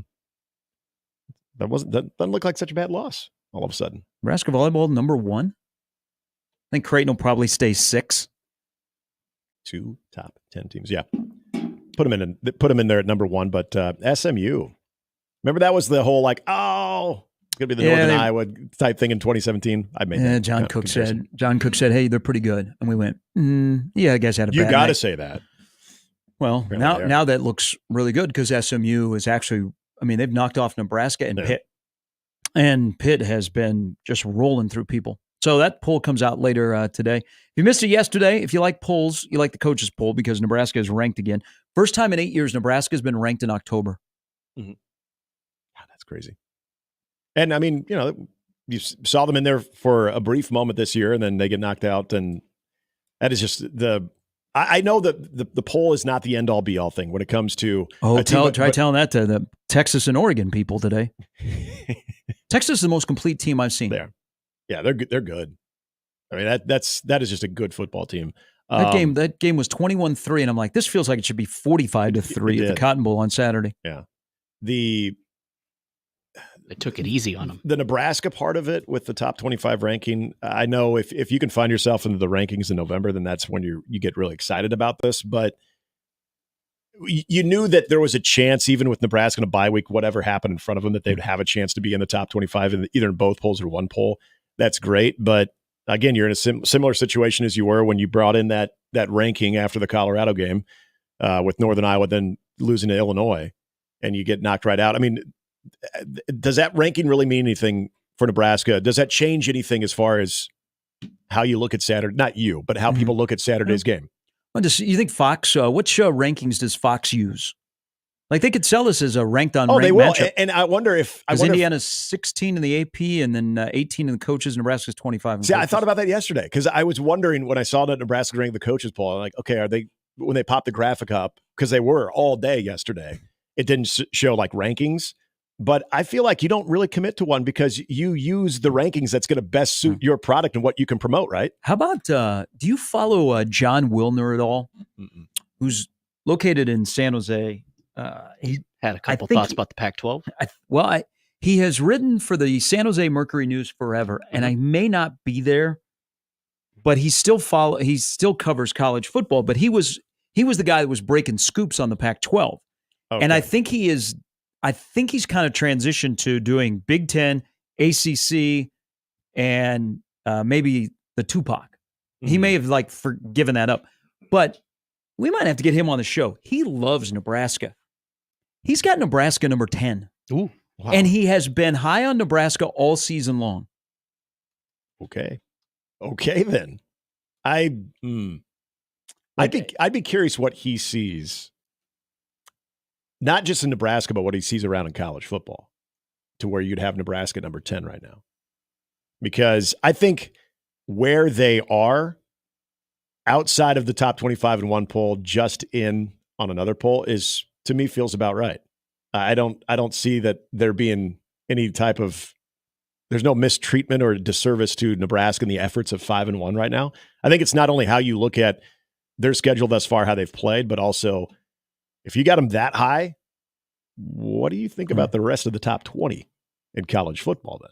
I need to go. I just always check where he has Nebraska. I haven't looked at his entire poll this week, but he's been high on Nebraska all season long. Might have to get him on the show. I mean, maybe he's angling for something. Is he married to a Nebraska native? Maybe. So what happens? He didn't go to UNL. If they beat Indiana, what does he say? They might be number one. Indiana's unbeaten, if you didn't know. Iowa JD, who good luck this week. Iowa JD will be out in Hastings, umpiring at the state softball tournament. That's already here. Holy cow. He says, this dude has Nebraska at 10. Good Lord, that's why drugs shouldn't be legal. Iowa JD does not live in Nebraska, so he will not be involved in voting for if some drugs could be legal. Yeah. I'm not advocating that Nebraska is the number 10 team in the country because I think Nebraska in the back half of the schedule with their strengths and their flaws, it could be just avoid getting exposed. Yep. But John Wilner likes them. Thought Iowa JD would come in strong today with the take on Iowa State and Iowa both winning over the weekend and being ranked. In Iowa. Wait a minute. Is Iowa ranked? Iowa is not. They had quite the fireworks on Saturday. No, they are not ranked. They dominated. Yeah, their special teams and their defense. Their special teams is really good. And then it was really, really weird to watch Iowa score points. Well, they're averaging 29 a game, and the over has hit in 5 of the 6 Iowa games this year.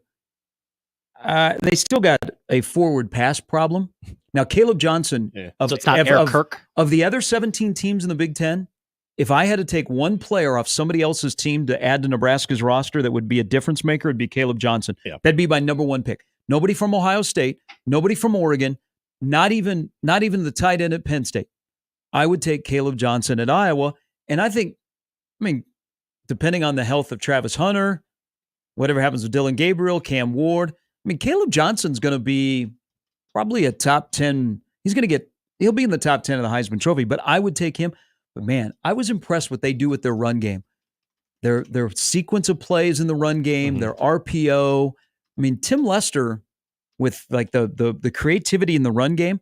I was really impressed because I saw that's the most I've watched of Iowa this year in their game against Washington, which wasn't even close. After Washington came up short in the red zone to begin the game, that game was over. Well, and even 20-10 at halftime felt like it's kind of like what you mentioned with Texas, Oklahoma. It just felt like, all right, 20-10 though seems like an insurmountable, effort there or a hill to climb for Washington right now, given the way that their offense and Iowa's defense. But I'll give Iowa credit in closing out that game too with 17 points. And Caleb Johnson, I'm trying to think. Remember Akram Wadley? He's like a better version of Akram Wadley. I would say Sean Green. As far as his size. That's fair. And Sean Green had an incredible year. Yeah.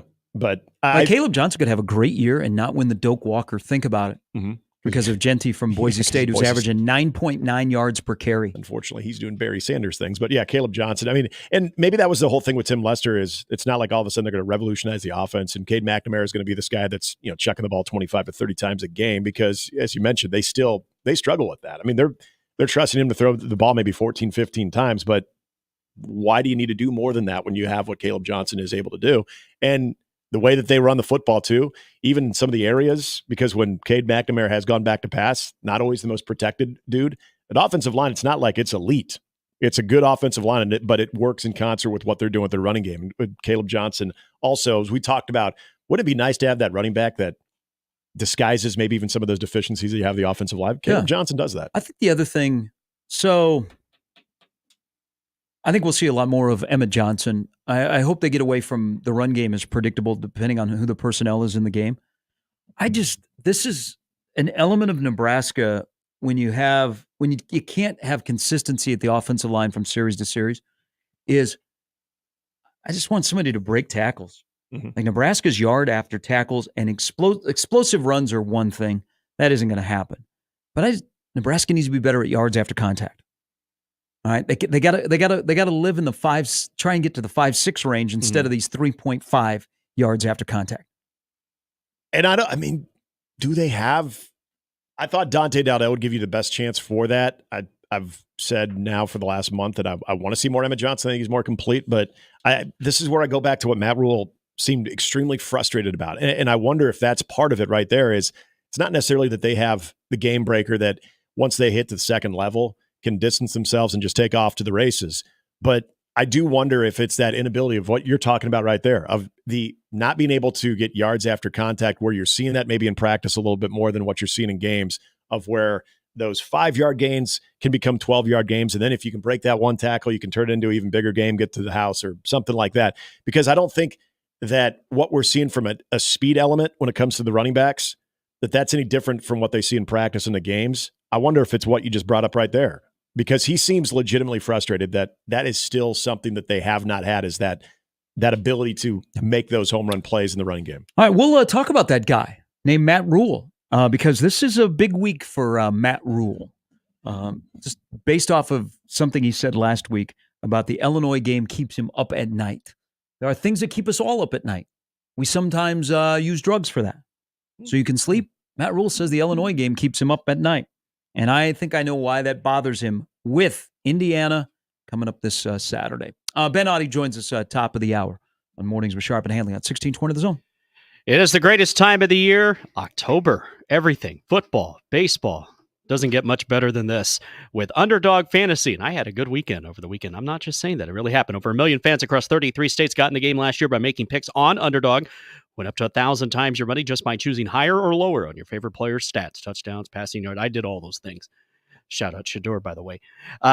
Yeah, Saturday was good. Making picks on Underdog is straightforward, and signing up is even easier. Just head over to Underdog's simple-to-use mobile app or UnderdogFantasy.com. Sign up with promo code ZONE, and Underdog will give you a free pick to use on your first cash pick'em entry, plus up to $1,000 in bonus cash when you deposit.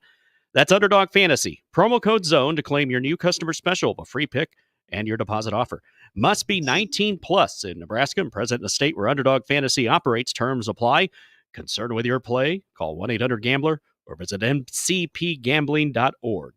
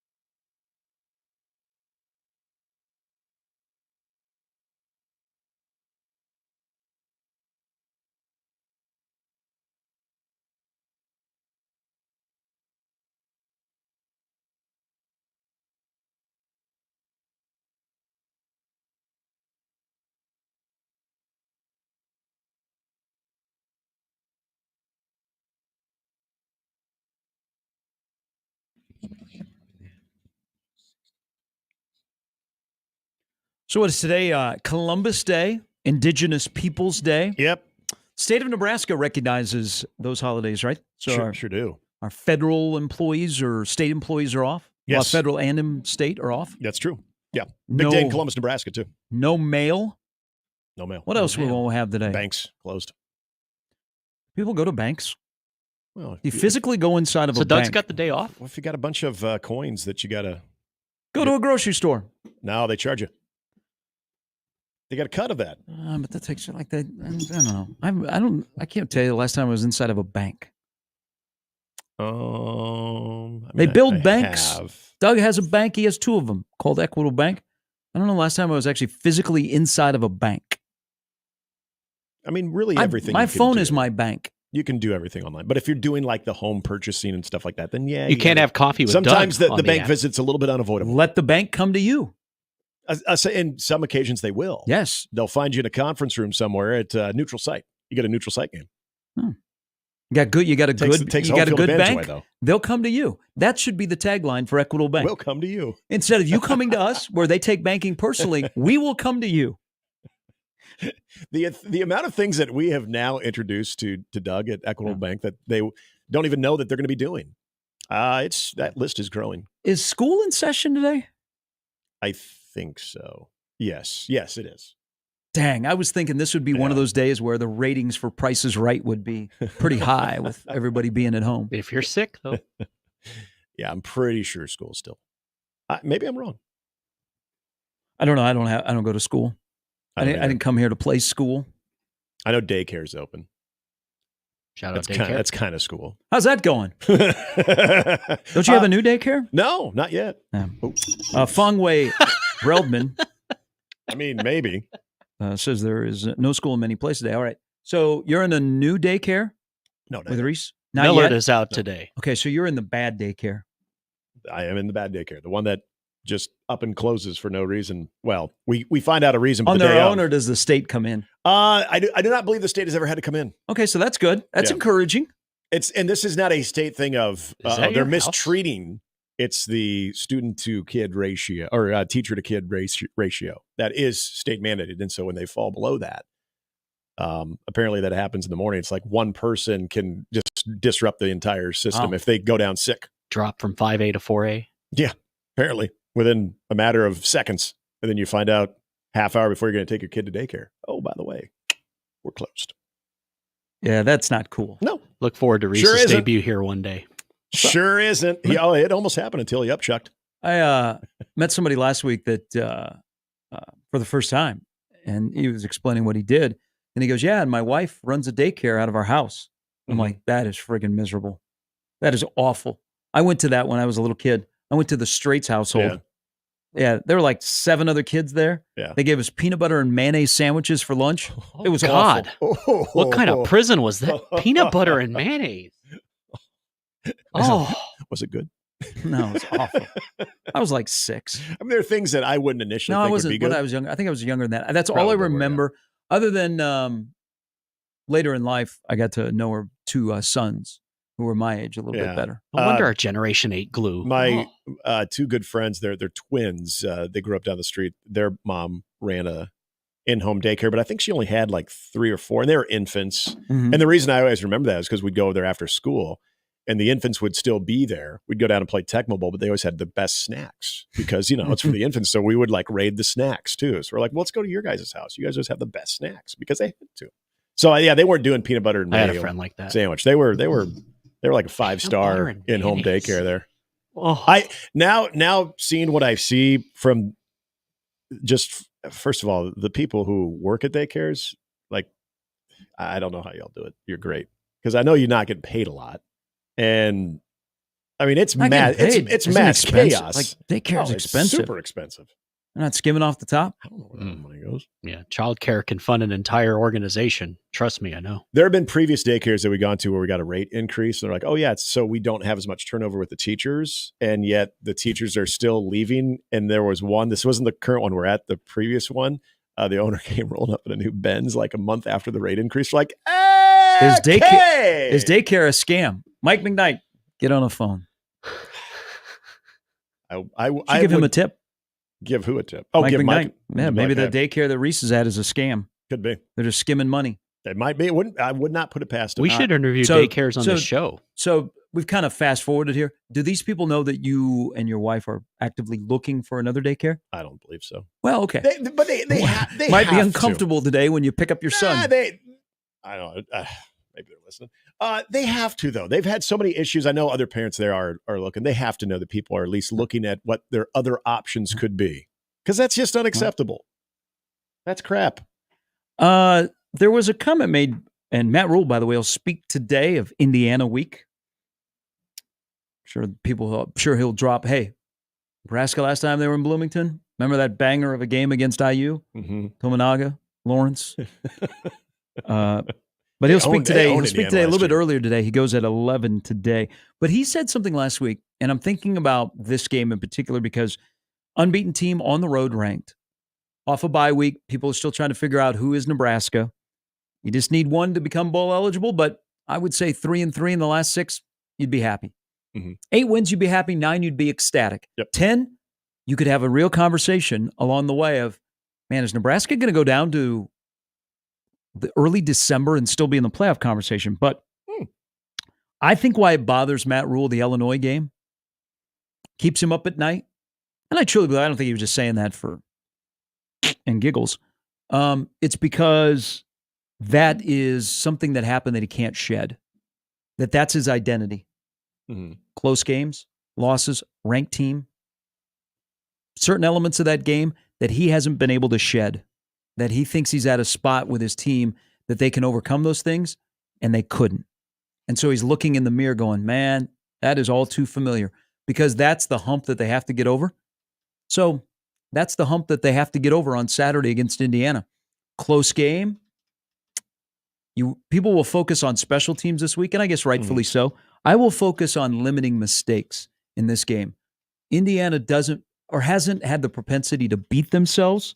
So all of the things that have been Nebraska's own undoing in close games, reared its ugly head against Illinois. Yeah. You found a way to win more than a way to lose against Purdue and Rutgers, but now you're going to face what I think is the second best team you've faced this year. But I think Illinois is the best team that Nebraska's faced. Rutgers is right behind him.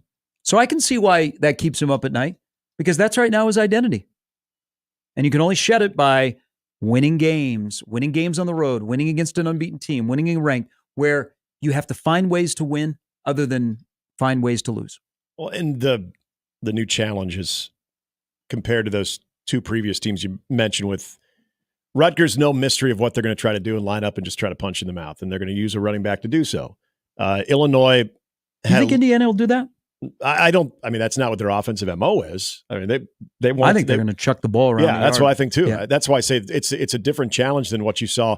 Illinois, it seemed like there was going to be more of a run element than what it turned out to be.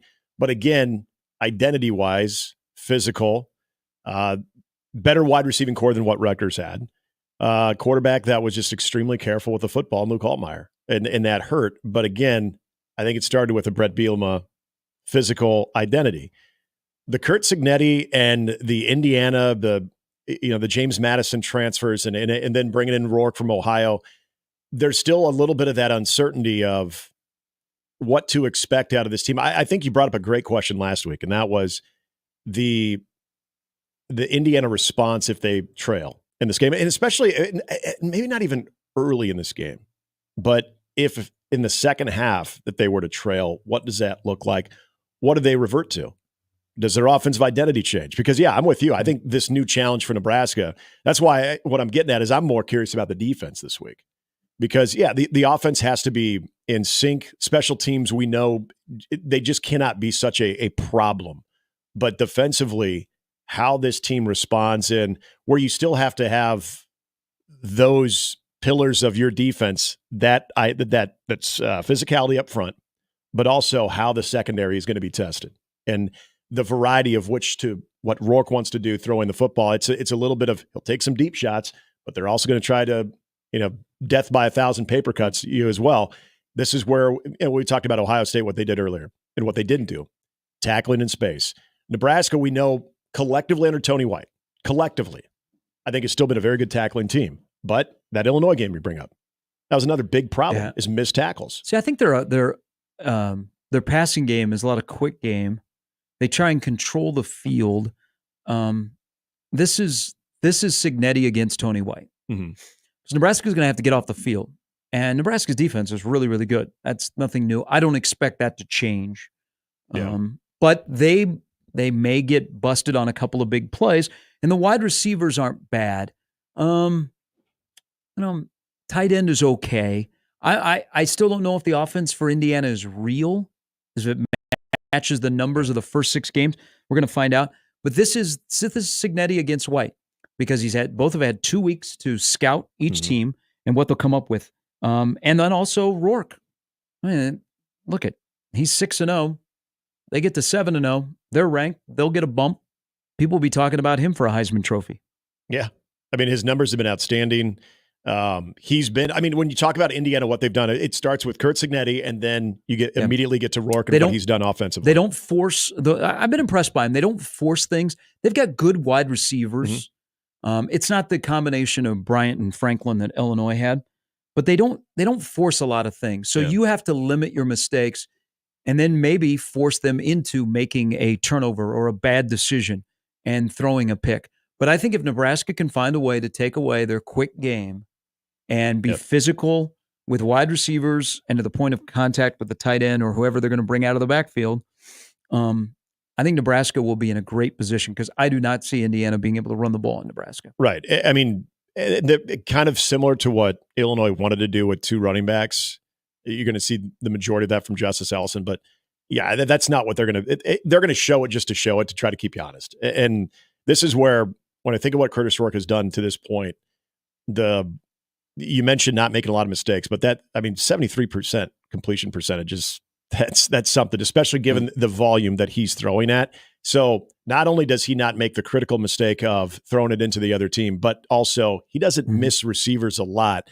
And that cumulative effect of that, again, this is where if Nebraska can be disruptive, whether it's they're able to get home or you're able to get a couple, even PBUs early in this game to be able to just kind of take him out of rhythm, not just how this team responds, how Indiana responds if they're down, but how does Curtis Rourke respond if he's not connecting early on in this game too? All those things to me matter. Best news last week was that Tommy Hill was back on the practice field and that he was running with the ones.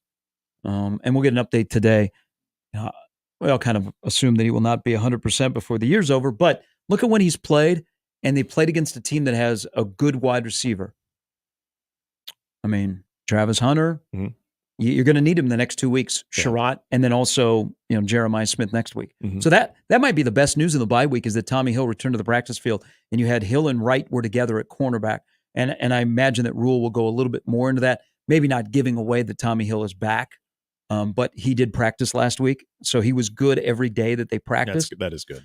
That's a big development. I mean, because Nebraska will need him on Saturday against Indiana. Sherratt's a good wide receiver. I mean, they're a good team. But the thing with Indiana will be, are they a good team because Cignetti came in and said, I'm going to bring guys with me. We're going to be successful in the first year, and then we'll play catch-up. And that's fine. I mean, if they win 8, 9, 10 games, they go to a bowl, they're already going to a bowl game. That's great for Indiana. Because I don't think they're looking, hey, let's make this a long-term thing as a fan.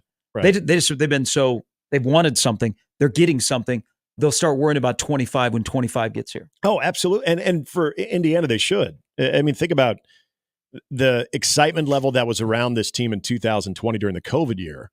But it was such a weird season that it was easy for people to dismiss it. This is a legitimate, solid college football season that they have going right now with normal parameters, normal circumstances as well. You can't blame it on, well, there's this going on. There's fans not in the stands, all that. And so you're a program where you're going to take that type of instant success. And then, I mean, there are certain programs like, okay, well, we don't just, win seasons, we win eras or we win decades. Indiana's not there, and they're not going to pretend to be there. Then there's a lot of football programs that had that once upon a time, like Nebraska. That's what they're trying to build for. But for Indiana, for schools that are considered basketball schools too, hell yeah, you're going to take that. And what's interesting about Indiana right now, how many people thought they'd be 6-0 at this point? I mean, now the hay's in the barn. Now you're playing the house money. That can make them very, very dangerous too. What's their best win? Northwestern? Yeah, because, I mean, Jesus, Maryland just got smoked by Northwestern, so yeah.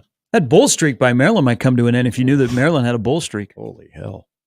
I think Northwestern's their best win. Yeah, it probably is. As with Northwestern beating in Maryland on Friday night, so their other win is over UCLA. What is that, 1-9? Mm-hmm. Their 3 Big Ten wins are against teams that are combined 1-9. Yeah. All right, 45 past the hour. Ben Audie will join us at the top of the hour with thoughts on the week ahead, and also he might have a thought or two on this incredible weekend of college football that we just had. Hey, Week 8 schedule isn't bad either. I mean, Texas, Georgia, Alabama, Tennessee, Michigan, Illinois in Champaign. Mm-hmm. Oh, gosh, college football, love you long time on 1620 The Zone.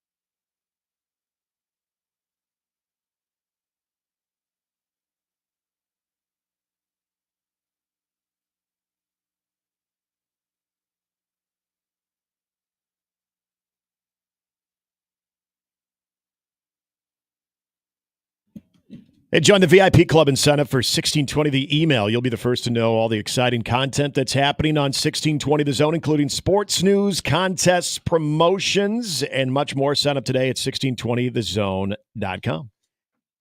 Hey, how come the Broncos and the Patriots just don't make their throwbacks their usual uniform? That was let down to watch the Broncos and the Chargers. It wasn't let down because the Broncos lost, so that's always a good day. It warms your heart. In my household. When the Raiders and the Broncos lose? Yeah, the Texans technically beat the Patriots, but they won by the time they showed up. Mm-hmm. The Patriots did with those. I love the Reds. The Tommy Hudson uniform. The Steve Rogans. Speaking of the Patriots, you know who is losing?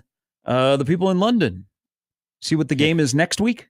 Yes, London's Jacksonville and New England. Jacksonville just hanging out. 2 one-win teams that are coming off blowout losses. That is fantastic. They are going to give our game back to us. Mm-hmm. Goodell says, let's bring a Super Bowl there. And they're like, you've already brought Jacksonville twice to us. You can have your beloved game back.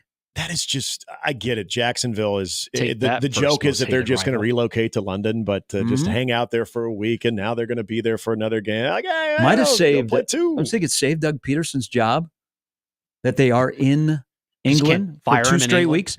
Yeah, you can't fire them. It's got to be some type of international law. And then say, hey, go to Heathrow and take a commercial flight back to Jacksonville and grab your goods.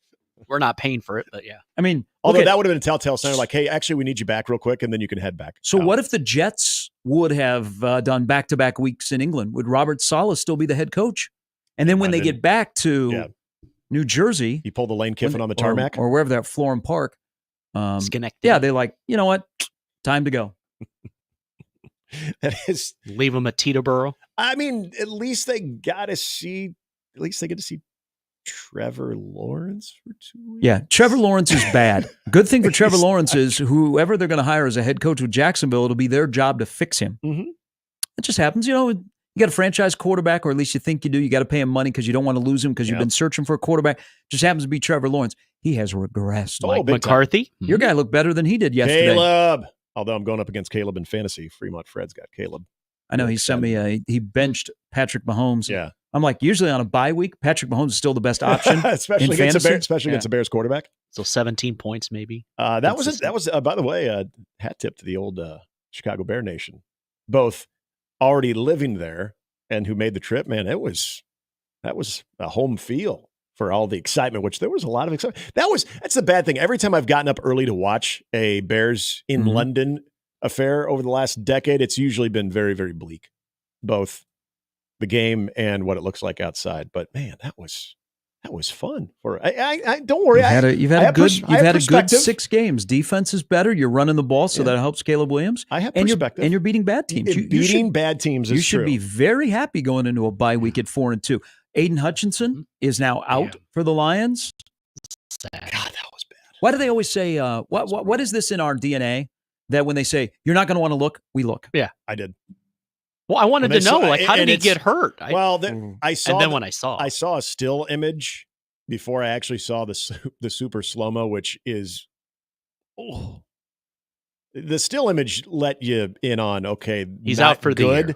But then when you see the slow-mo image when he makes contact with the other leg of the, I guess it would have been one offensive lineman. That was his teammate. Or his defensive lineman. When that left leg just, good God. I found out something. When you are around somebody that is not a huge sports fan, but then you have an injury like Aiden Hutchinson, it is kind of interesting to me that this person, because she did this last night, she's like, oh, it's kind of like Theismann. See? Yeah, the Theismann. Then it was kind of like, and then she goes, the guy Louisville, NCAA tournament. So Kevin Ware.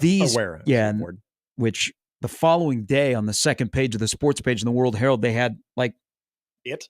I was like, whoa. But like you remember those, but when they always say you're not, like you're on social media, you're not going to want to watch this. What do? We click on it. I got right on Twitter. You're like, what did I miss? Do you guys? I know you guys. I know you guys remember this. The Tim Krumrie in the Super Bowl, where his foot pretty much rotated 360. That was disgusting. It was going. Yeah, I was little. That haunted me a little. I was like, almost as bad as a halftime show that year, but different conversation. What was the halftime show? Because that was Bengals Niners, right? What was the halftime show? I have to look it up. Up with people. Up with people. There you go. Yeah. Good for you guys. I had no idea. I don't think that was the case. No, it was something with 3D glasses. I remember Sounded that. good. Back then? Yeah. Oh. I know. Wave of the future, like Dippin' Dots. There wasn't a so two major injuries at Purdue involving Nebraska that, remember the DPE, the back of the end zone. Yep, that was rough. The Miles Farmer one was worse, and it wasn't caught on camera. Like people that were around him saw him along the sidelines, and they're like, yeah. That's what we do. When like you see somebody's injury like that, you go, the Matt Herring one. It's a natural reflex. Yeah. Well, I know. We Dave Dravecki throws a pitch and his arm basically falls off. Yep. Tony Saunders. Yeah. And the Napoleon Kaufman Monday Night Football one. That was really bad. Curtis Conway the year before. Or not Curtis Conway. Was it Wendell Davis? Was it Gurley in Georgia when his got destroyed? Didn't Gurley have an awful one? Marcus Lattimore, South Carolina. Yes. That one was Willis McGahee. Yes, yeah, the Willis McGahee McGahee in the Fiesta Bowl. Mm-hmm. Yeah, against Ohio State. But when they say, "Hey, you don't want to watch this?" Yes, I do. Click, man. I watched Faces of Death when I was 14.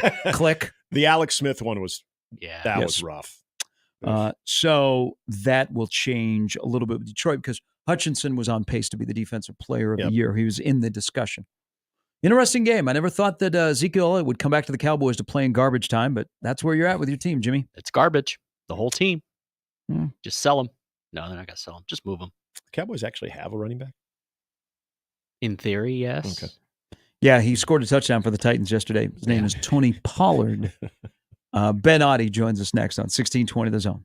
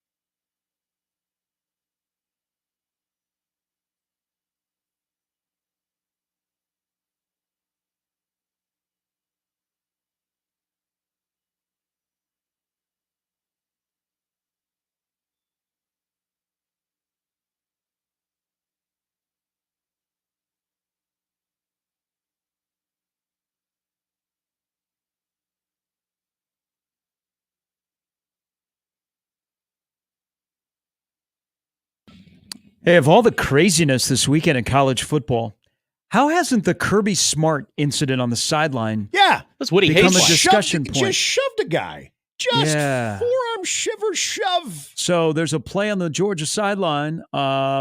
Kirby Smart takes off his visor and charges after the official. There's a Mississippi State player between the official and Kirby shoves the Mississippi State player out of the way to get into the face of the official. Nothing. I mean, the video is out there, and people in Stark Vegas are going nuts over it, and people that hate Georgia are going nuts over it. But in terms of the powers to be, well, there's kind of a big game this weekend too. No mention. They'll address it after next week. We welcome in Ben Audie, who is the pride and joy of the BA Coaches Show. Good morning. Good morning. How are you guys doing today? Good. How'd you spend your bye week? Did you go out to the do a little apple picking, which, in honesty, everybody friggin' hates, but they have no idea why they're there. That's true. I'll be honest with you. No, I did not. I did what I do every Saturday and just stayed and watched college football. That sounds boring. All right. On that note, hey, you're like us. We all did that. Some of us that were fortunate to not have anything on the plate, watched a great weekend of college football. And now that we're going into week 8, and we've kind of seen the landscape of the SEC and the Big Ten, and then the Big 12, the ACC, and the rest of college football, why do you think, and this is my observation, Ben, and I'm wondering if you agree or you want to add to this or you see something different. Why do you think the gap between the top teams and the middle tier, and I'm talking like 15 to 30 in terms of the rankings, is closer than ever? Well, I think a lot of it comes down to NIL and transfer portal. And I think a lot of it really I think transfer portal a lot, just because if you have like a hole in your roster now, it's like instead of throwing a young freshman out there, you can now very easily just go bring in a junior that's coming off of, a good season at a little bit of a mid-tier school. That's a really good player. Now all of a sudden he can go play for the 20th team in the country and be able to play right away. So I think just being able to fill those holes is also, but then also when you look at some of those top schools, is they're losing a lot of players to the transfer portal because of NIL reasons. So I just think I like some of the things that come with the NIL and transfer portal. And I think part of that is closing that gap a little bit between those teams. I don't know your take on it. I'd be interested to hear your take. No, I think all of that, the NIL, the portal, and I also think players want to play immediately. So the top teams can't stockpile talent. The guy that doesn't want to be the third string quarterback at Alabama and redshirt in his first year wants to go somewhere else so he can play right away. And so I think that benefits a Vanderbilt. Now, at the end of the day, Alabama could come in and grab 5 guys off Vanderbilt's roster. But if you want to play immediately, it's not all of a sudden the bright lights. You're like, man, I could go somewhere because the NFL is going to find me no regardless of where I'm at. Yeah, I'm with you on that. Yeah, I agree completely.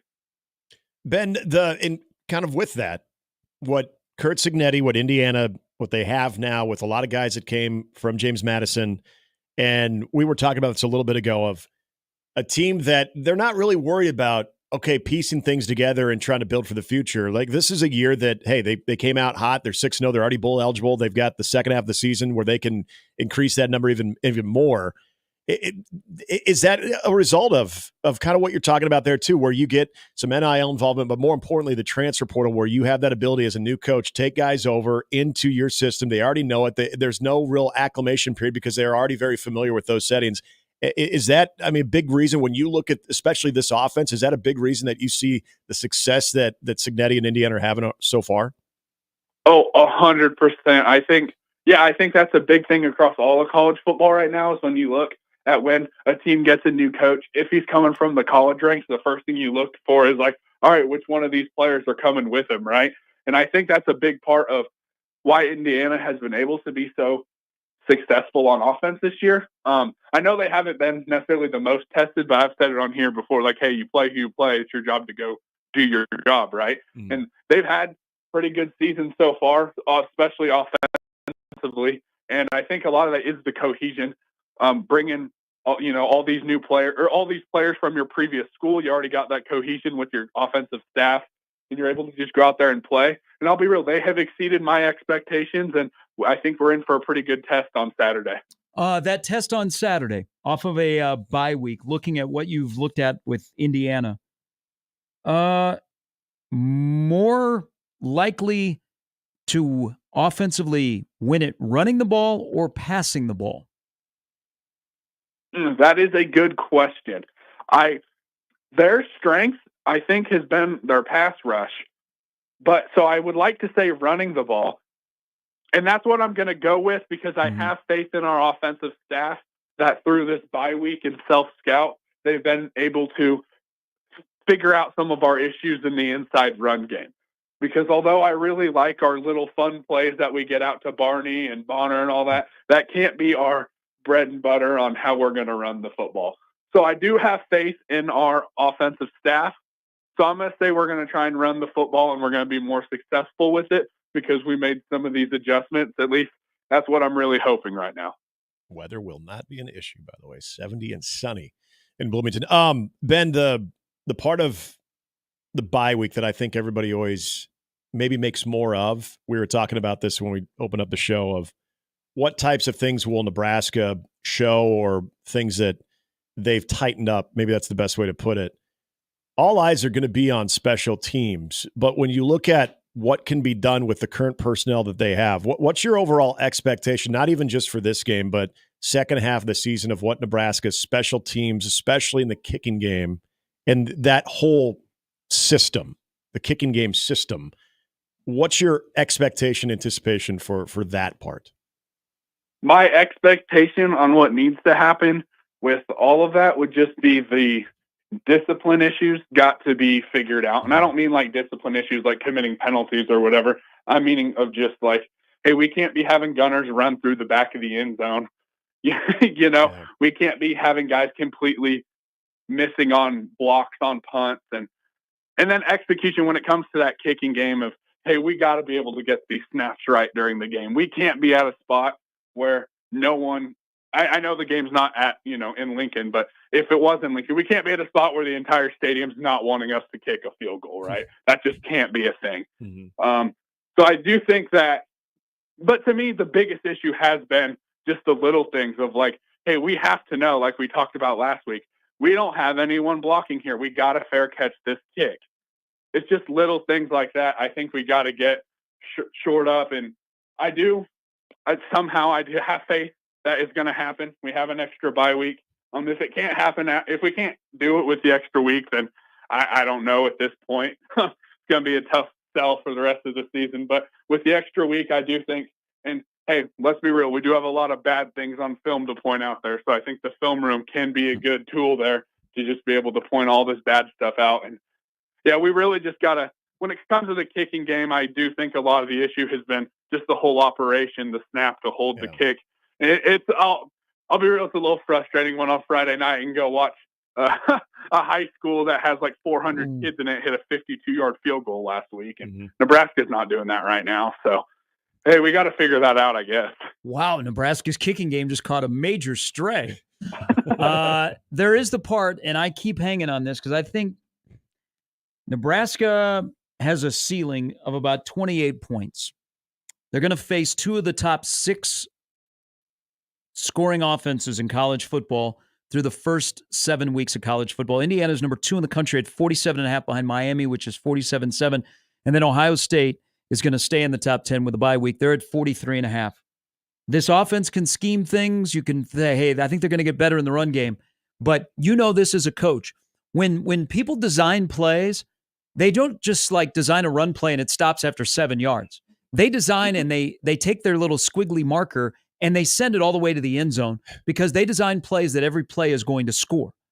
How does Nebraska, Ben, score points? Because they're going to need to score points, even if that defense only gives up 10 points against an Indiana or 21 against Ohio State. How do they put the ball in the end zone?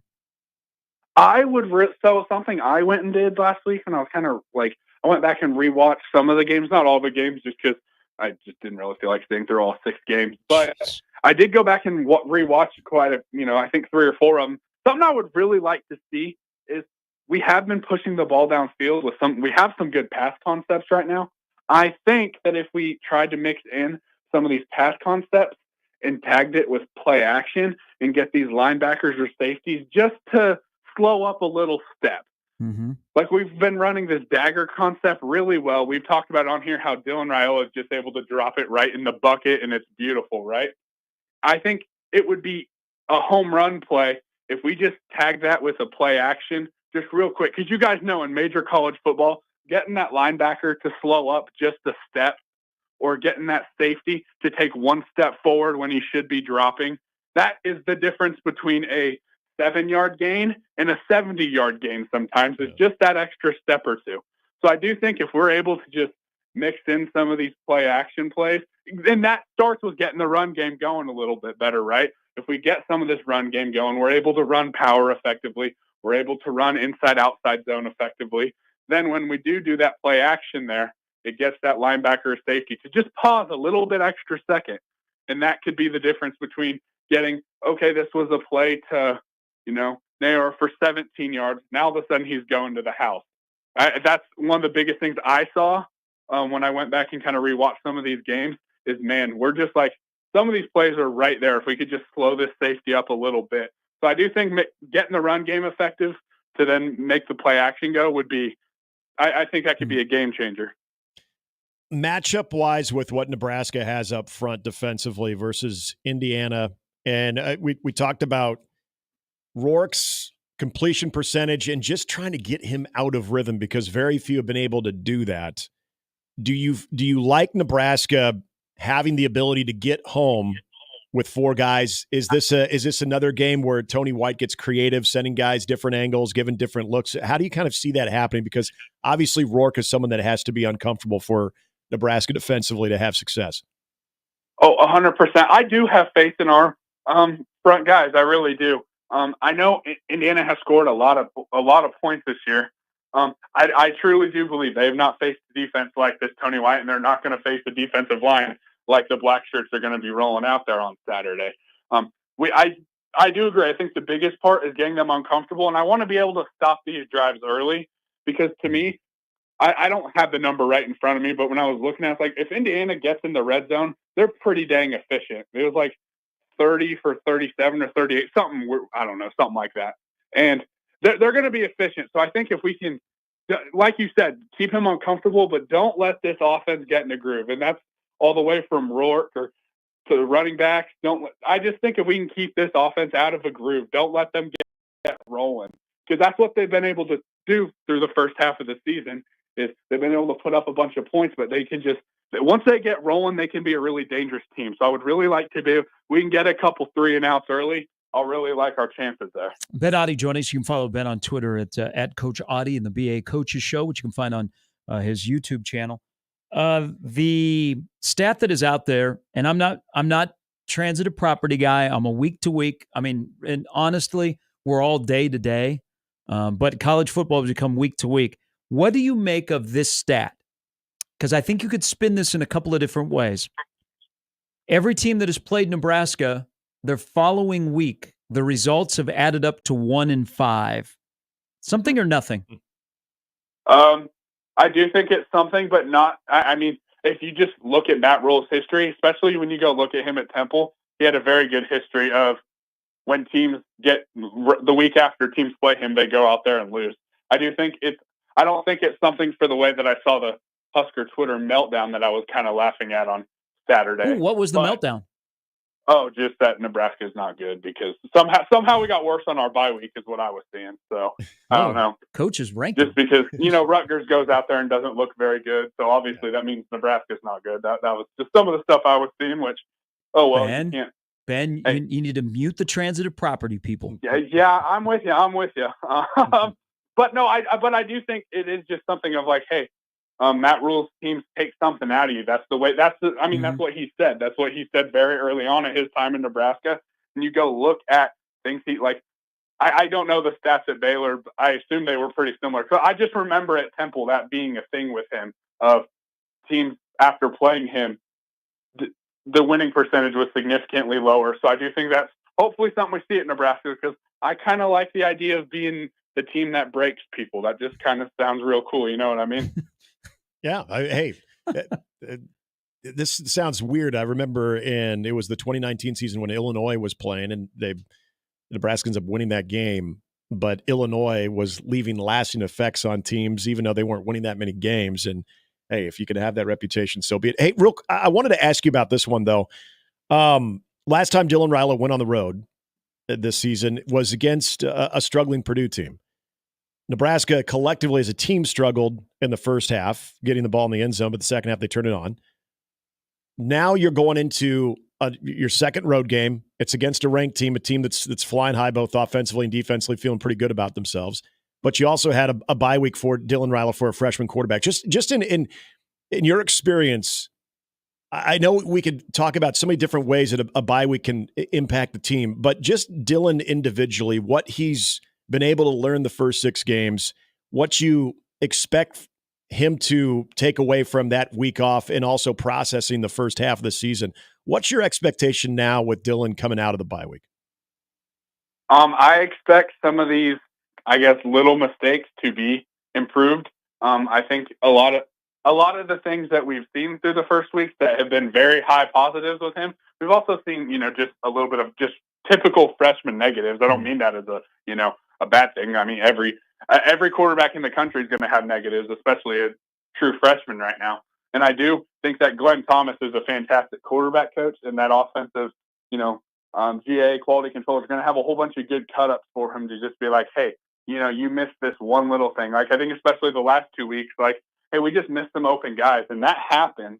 It really does. But I do think, and I just really hope we get some of that confidence back from him after this bye week and going through it. That was the biggest thing that I thought we were kind of missing towards the end of that Rutgers game, was just some of that confidence, I guess. So I really hope after the bye week, we get some of that mojo back. We get confident in the whole operation of offense, and we go out there and score some points. Because I do think we're going to have to score some points to beat this Indiana team.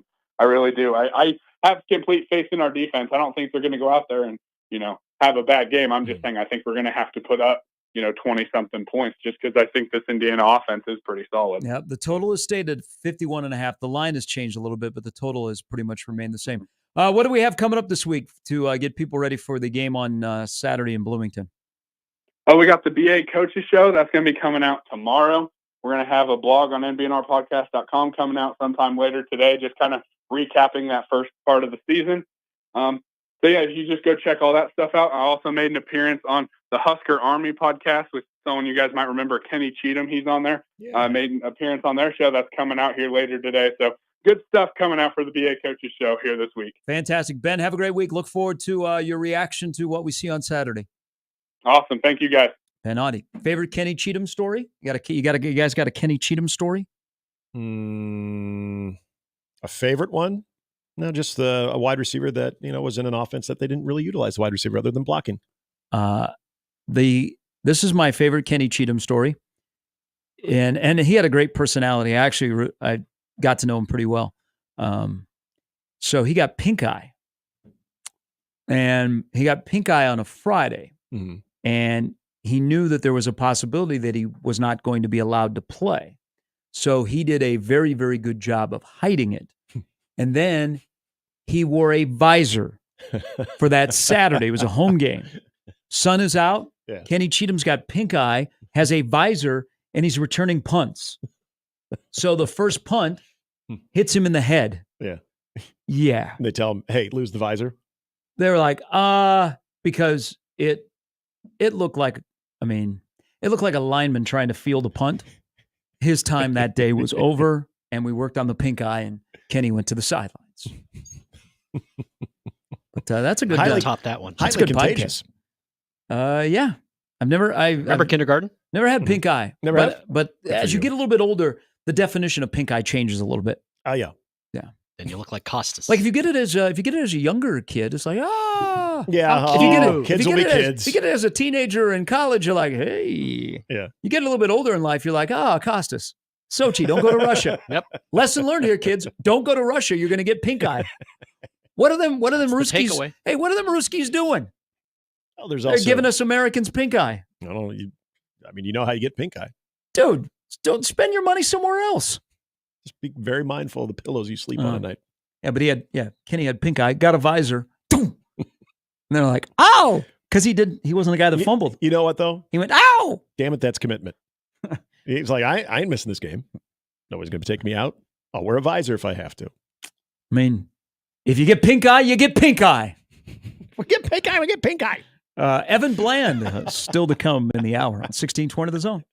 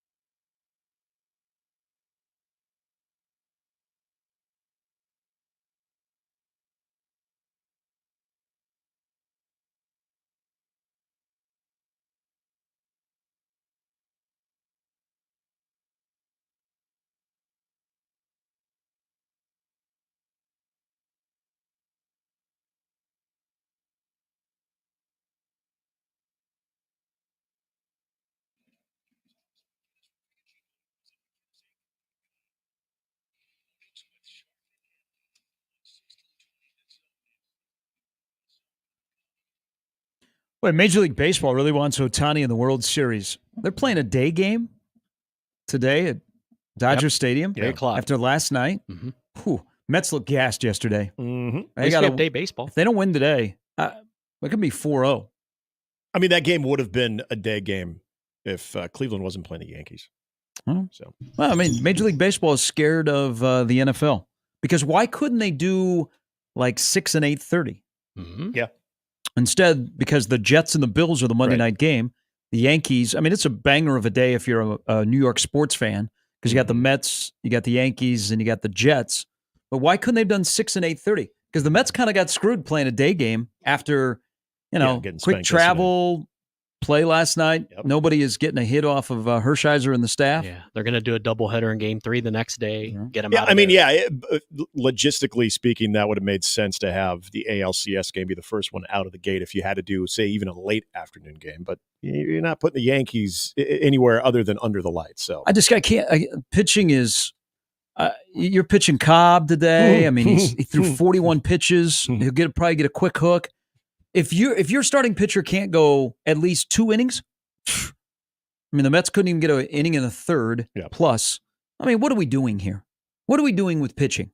We got Dave Roberts is saying we might have a couple bullpen games. Oh, no, I remember the last time that Cleveland was in the ALCS, bullpen was still really, really good, But gosh dang, there was a rotation. Remember, you had the Trevor Bauer incident with the drone.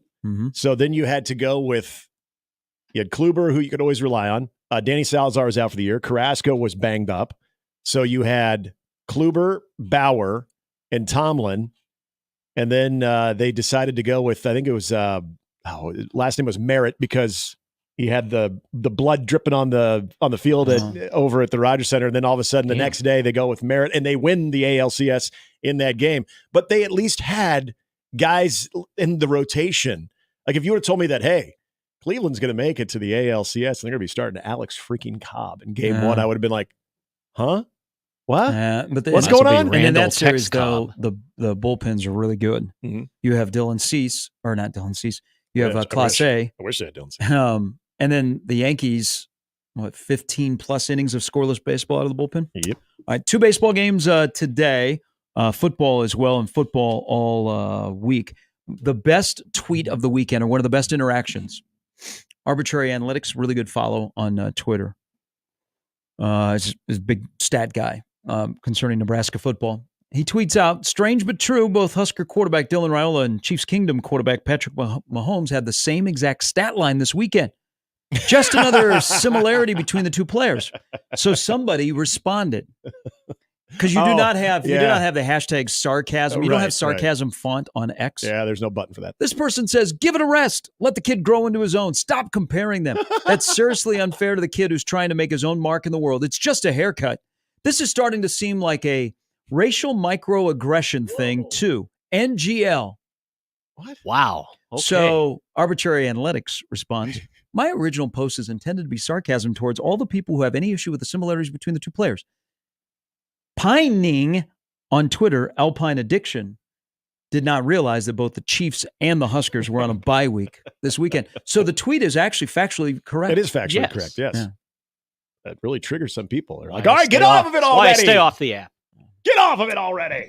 Evan Bland of the World Herald stops by next.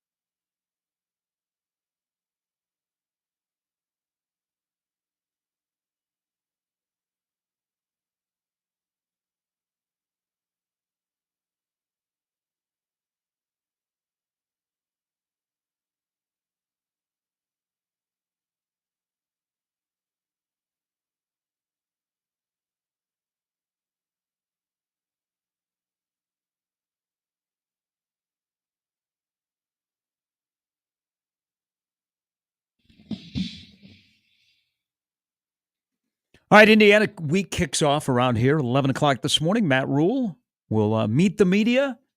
Afterwards, Evan Bland and the guy in the smoking jacket, otherwise known as Tom Chattel, will stand in front of a camera and break it all down on Omaha.com. And that man joins us now. Not the guy in the smoking jacket, but Evan Bland. Good morning.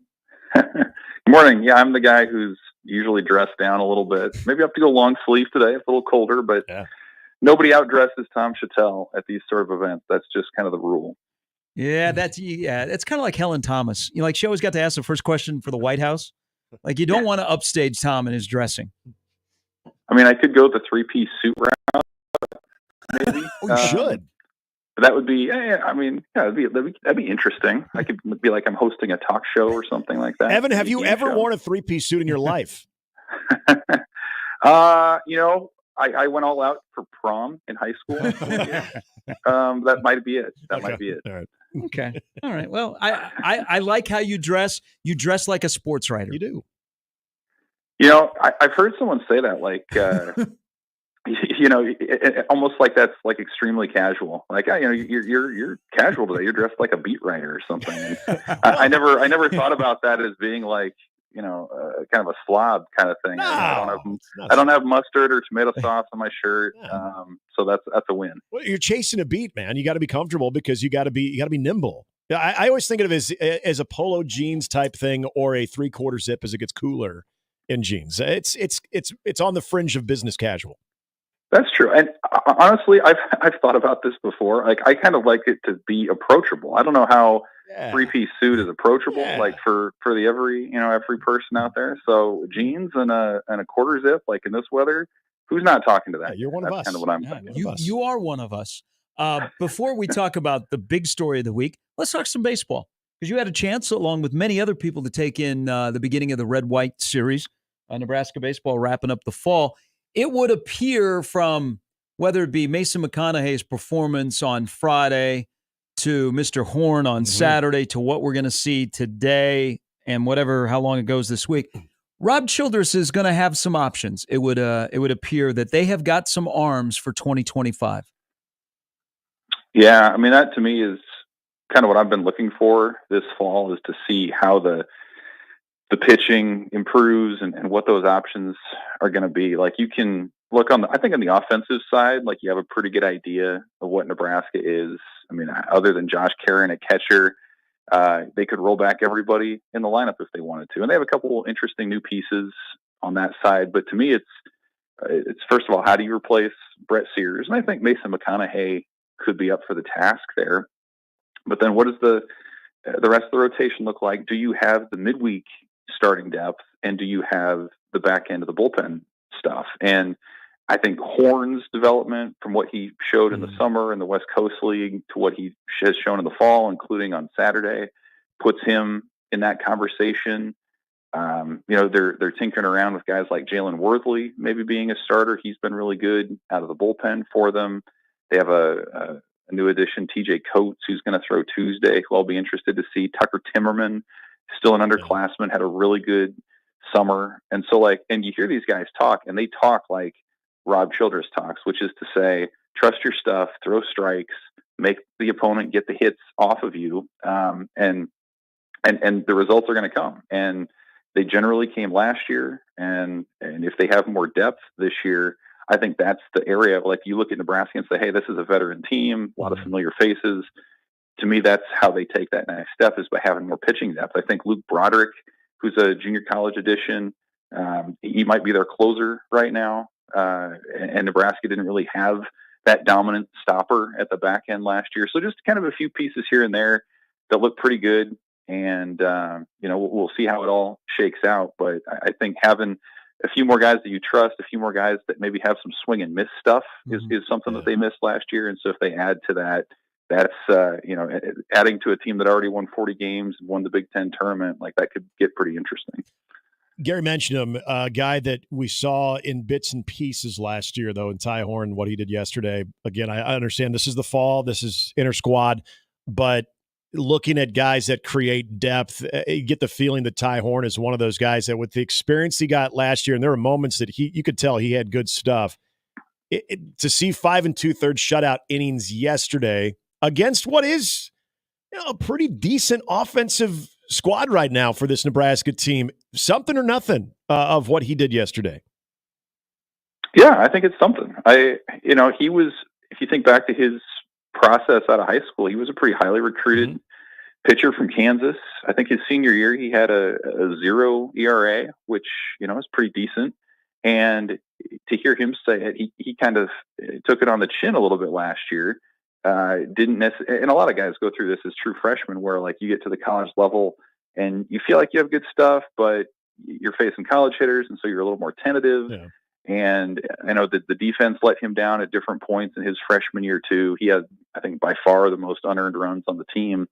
And now he's made that switch starting in the off season when he went out to Corvallis of just like trusting his stuff and saying like, man, what I have is good enough to get college hitters out. And it's okay to not strike everybody out. It's great to get a lot of weak contact and routine ground balls in the infield. And like his biggest step from a year ago is he can throw a lot of his off speed stuff for strikes now. I mean, he was tossing sliders and curves over for strike one with pretty regular consistency on Saturday. And you hear from some of the other Huskers and they're like, yeah, this guy's a tough out. He's got kind of that attitude that you want of a frontline kind of starter. So again, it doesn't mean he's going to be the Friday or even the Saturday guy right away. But even if it's just, hey, he goes out there and and shoves on a Tuesday or Wednesday, I mean, that's still a major upgrade for what Nebraska's looking for. And so there's just a lot of interesting pieces they're working through. Will Walsh has been better.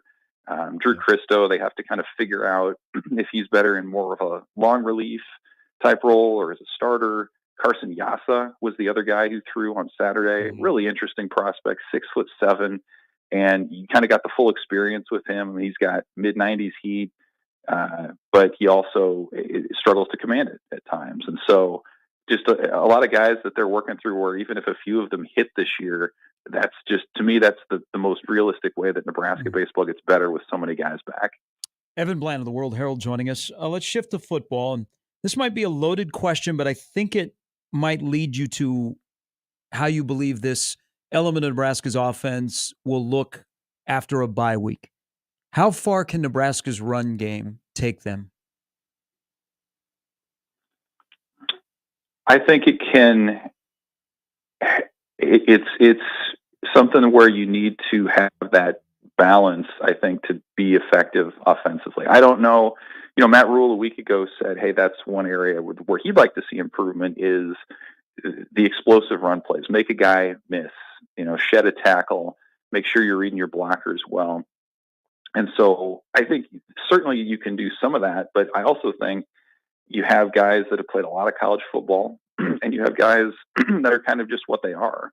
So I don't know that you can look at Dante Dowdell, who's been a hammer and great in short yardage situations, and say, hey, this needs to be a guy who can hit the home run ball for 60 yards. So like, I think you need to continue to rely on the run game. I think it has been effective in spots. I think depending on how you use each running back, they can be really effective. Like Ramir Johnson on screens, like that's a winning situation. Dowdell on 3rd and 2, you feel pretty good about what you're doing. But I think as much as anything, the run game needs to be something that helps Nebraska control the clock, helps them play complementary football, helps them protect Dylan Raiola, and gives Nebraska a different look than when it does want to pass and throw downfield and use Raiola's arm and things of that nature. So I agree that I think the running game has room to get better. It needs to be better if Nebraska is going to contend in the second half. But this idea that they're suddenly going to be popping 60 and 70-yard runs and outrunning defensive backs down the sideline for touchdowns, I don't see it based on the personnel and sort of the track record that they have. So I think there's certainly a path for that group to be a reason that Nebraska can win football games. I just don't know that it's going to be as obvious as, a lot of these big highlight run plays. The defensive overall improvement that, we saw from over a year ago, but one of the things is they've such a sure tackling team. There's been games where that hasn't always been the case, but for the most part, collectively, that's been the case. obviously very important these next 2 weeks against the teams they're up against. But if you look at just this secondary right now and the challenge they're going to have, what's your confidence level from the frontline guys doing what they need to do to the secondary where they can make plays in this game that, again, the defense is a major source of strength for Nebraska on Saturday? I mean, I think it's a game where maybe some of the depth that Nebraska has on secondary and in the secondary can come through. Mm-hmm. Indiana likes they're a high flying sort of team. This sort of strikes me as a game that, maybe the winner's the first to 30 sort of thing. But, as much as they're going to be pushing the envelope downfield, I think it's going to help Nebraska that, hey, you've got a guy in Sierra Wright who's been playing really well. Marquise Buford has had his moments, but hey, maybe this is where Tommy Hill comes back now after an extra week of rest. And they've talked about Bly Hill being a 4-game guy at this point, which I think speaks more to the options that Nebraska has back there than it does him actually needing to redshirt. Like, he was the guy in the spring who they say, yeah, he's probably trending to be a starter. And now he's back and he's healthy, and it's been hard for him to get on the field. So maybe Nebraska does like to rotate defensively at the other positions more than they have in the secondary, but maybe this is a game, again, because of some of the tempo Indiana likes to run and just how they push it downfield, where that depth will serve them a little bit better. So, and some of this is just, Nebraska choices that they're going to have to make. If Tommy Hill's full go and ready to roll, like, what do you do with Marquise Buford? I mean, do you move him back to safety and send Malcolm Hartzog to the bench? Do you just make it a 3-man rotation at corner? So they have some different things that they'll be working with there. And I think we've seen, too, that Nebraska isn't afraid to scheme it up each week and to adjust their personnel based on who they're playing, as opposed to just keeping the same lineup. I mean, we've seen that certainly with how they utilize their defensive linemen, a little bit with linebackers. But I think this could be a game on the back end, again, because of how Indiana passes, where maybe Nebraska is a little bit more opponent specific, and it'll be interesting to see kind of what they feel like is the best path to giving them the best chance. And there were 4 games in the Big Ten that essentially came down to the last play, with the result and still being decided. If you were a newcomer and Saturday was a day where your wife didn't have you mowing the lawn, you didn't have to go pick apples, okay, so you could have a picture on Instagram.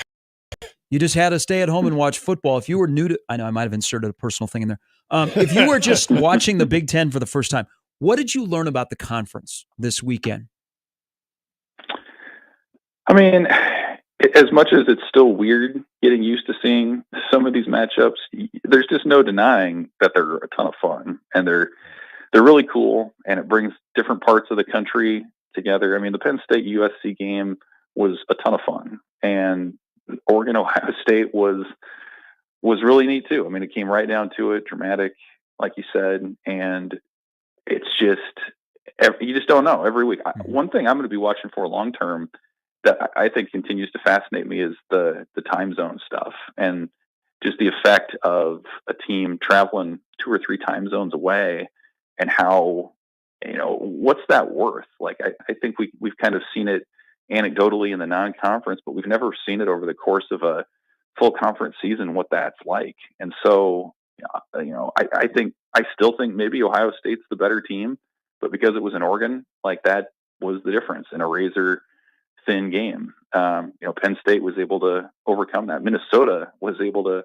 overcome that against a pretty awful UCLA team. So I think that part's interesting. And I think it reminds me more of the NFL each week too, where there's so much parity in the middle. Like, I don't know that anyone expected Iowa to beat Washington by as much as they did. I don't know that anyone expected Wisconsin to roll over Rutgers like they did. So, like, I think there have been surprises every week. It's been really entertaining. There's still sort of that novelty aspect to it where, you have to kind of remind yourself that Penn State at USC is a conference game now. Mm-hmm. But it's just, I'm fascinated by all that. I'm fascinated by the difference in styles of play. How Penn State plays is a lot different than how USC plays. When Minnesota played USC last week, that was a fascinating clash of styles. So I think it's fun. There's certainly a lot of room for grousing when you talk about the demise of the Pac-12 and how everything's money driven. But man, I mean, these Saturday afternoons and evenings, like the entertainment factor has been as good or better than you would expect. I mean, there haven't really been any clunker weekends. So it's been a lot of fun and lots yet to be decided here in the second half too. I know there was, limited interaction, just Matt Rule last week. You'll sense this more talking to players tomorrow and the coordinators on top of Matt Rule today. But what is your feeling? You interact with your readers about this weekend, about the story that Indiana's gotten off to and the attention they're getting, but also just one bad Friday night that it seems like, Evan, could completely change the conversation we're having about this game, even though we understand that this is a big game and another opportunity for Nebraska. But what's your sense of how people are approaching this game going on Saturday? I mean, you're right. Like, Nebraska's an overtime away from making this a battle of undefeateds. That would sort of feel like a CFP play-in game a little bit.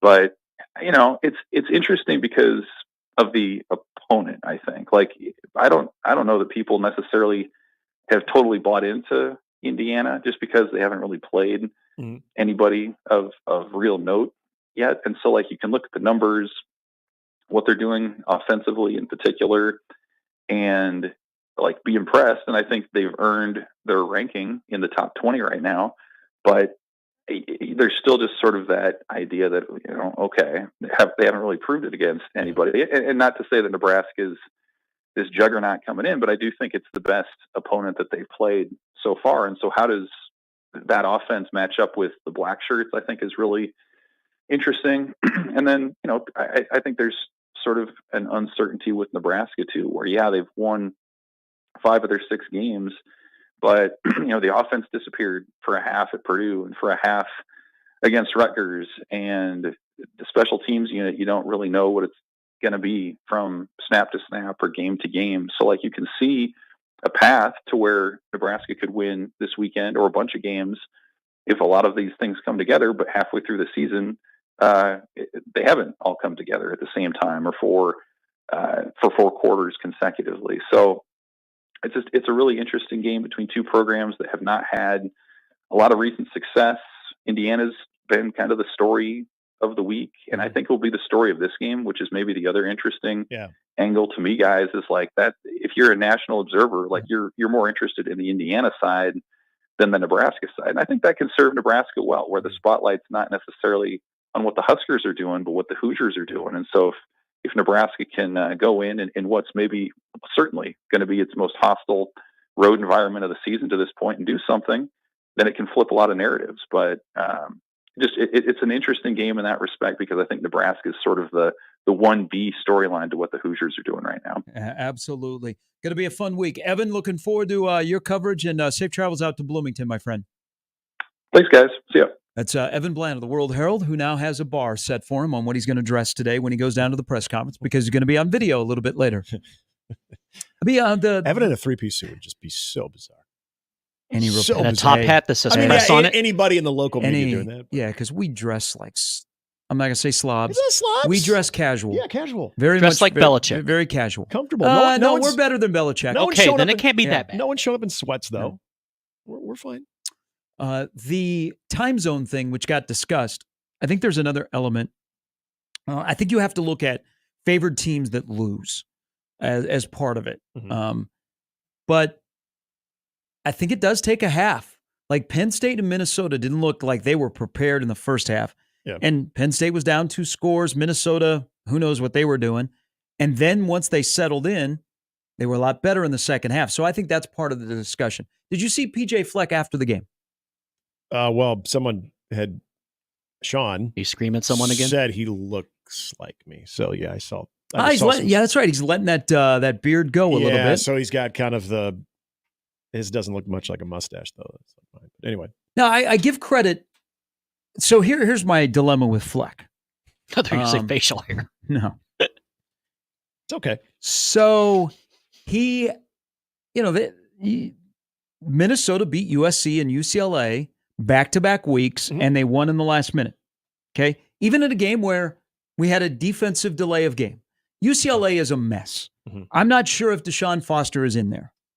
Okay, I keep looking, and I just want to see emotion. I want to see like a tear. I don't get nothing. Okay?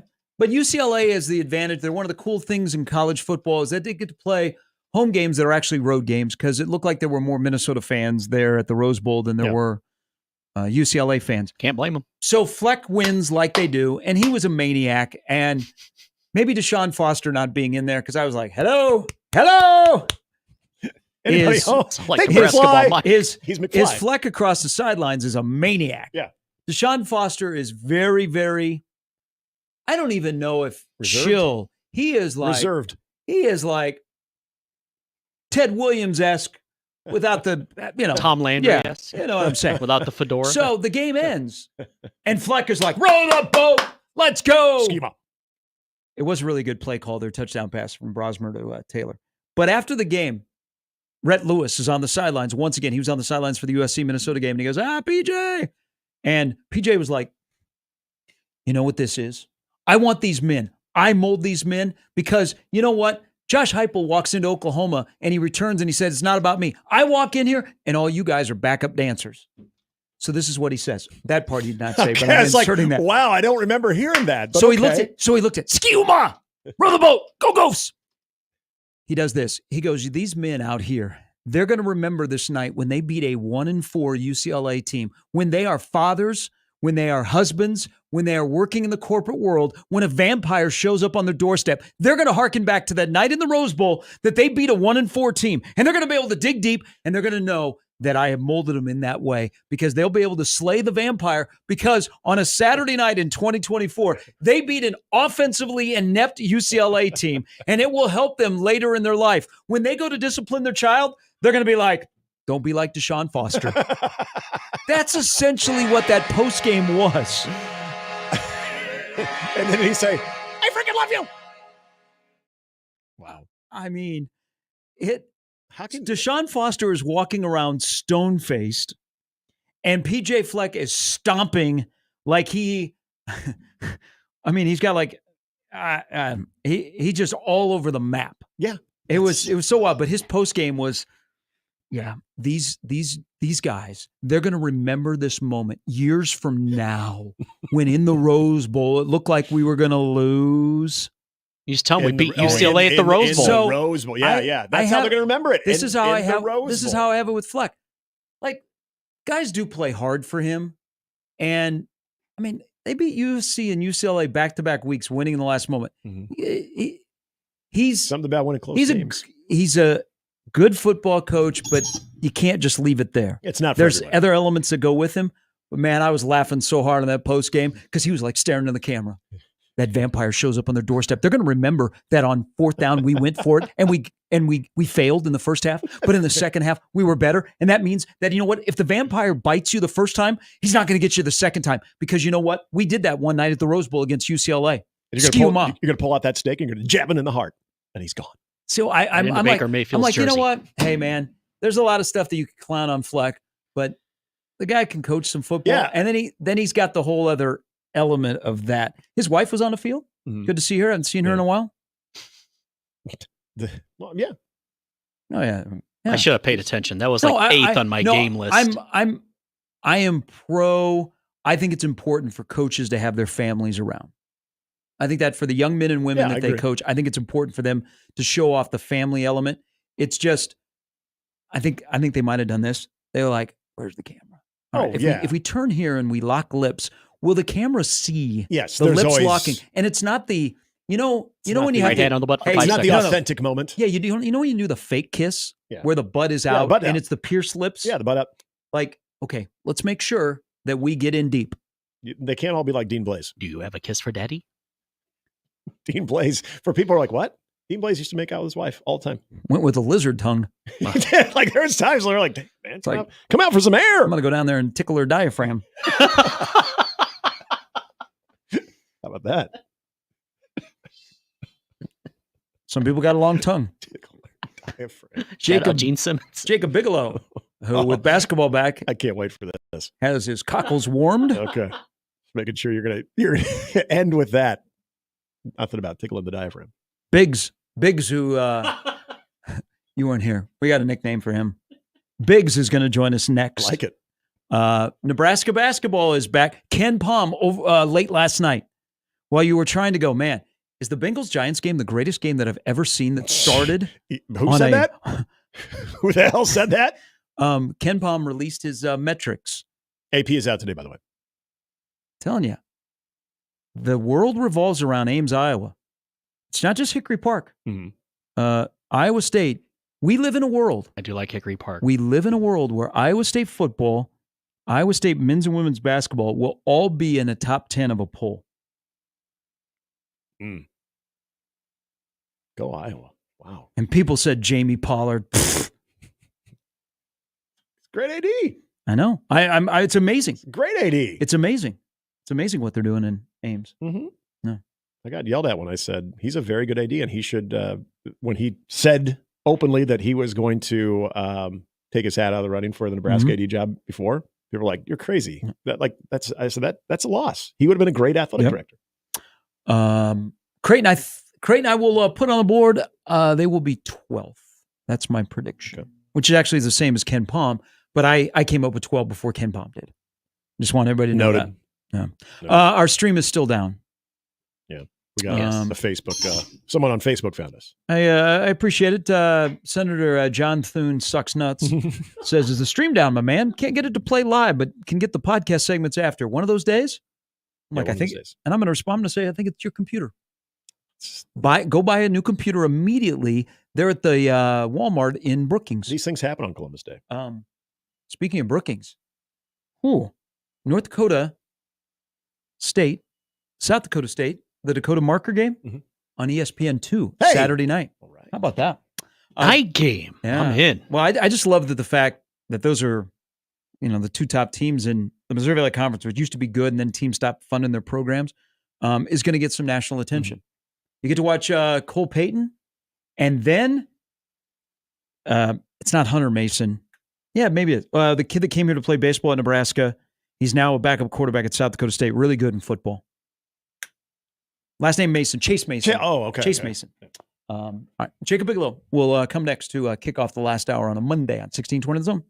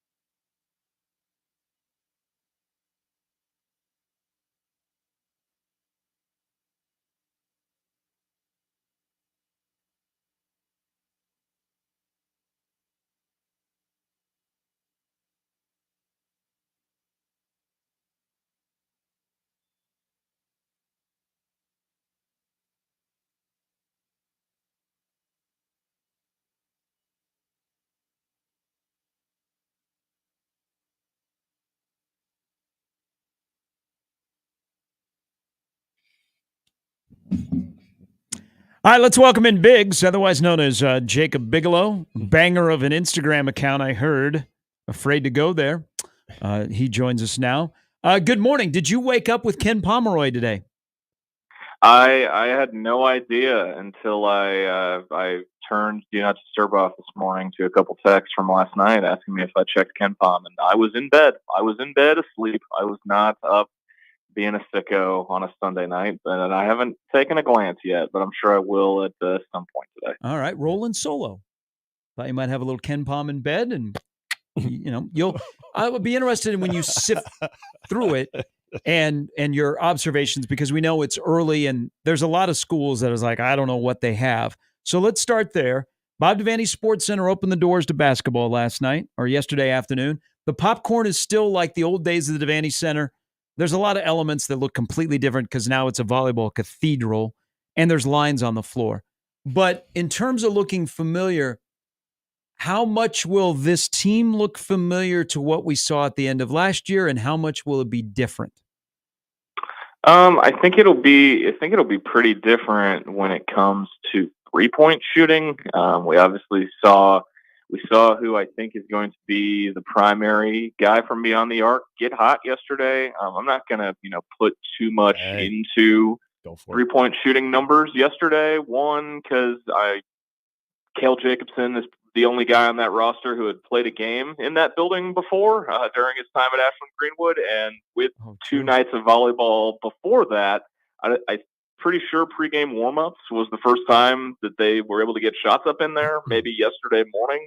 So not going to put too much stock into some pretty not great 3-point shooting numbers, but I mean, I think Bryce Williams is going to still do Bryce Williams things. He looked smooth as always. He looks like he had a little more raised to his jump shot, which will be familiar. But other than that, I mean, there's still some good looking sets, plays, baseline out of bounds plays to get shooters open. That got Estesian, one of his makes. But I think it's the big question for me remains 3-point shooting and how who not named Connor Estesian can get going from beyond the arc. The Braxton Mia just early impressions, and I know that the red team was kind of loaded, kind of stacked there too. But just what did you take away from his?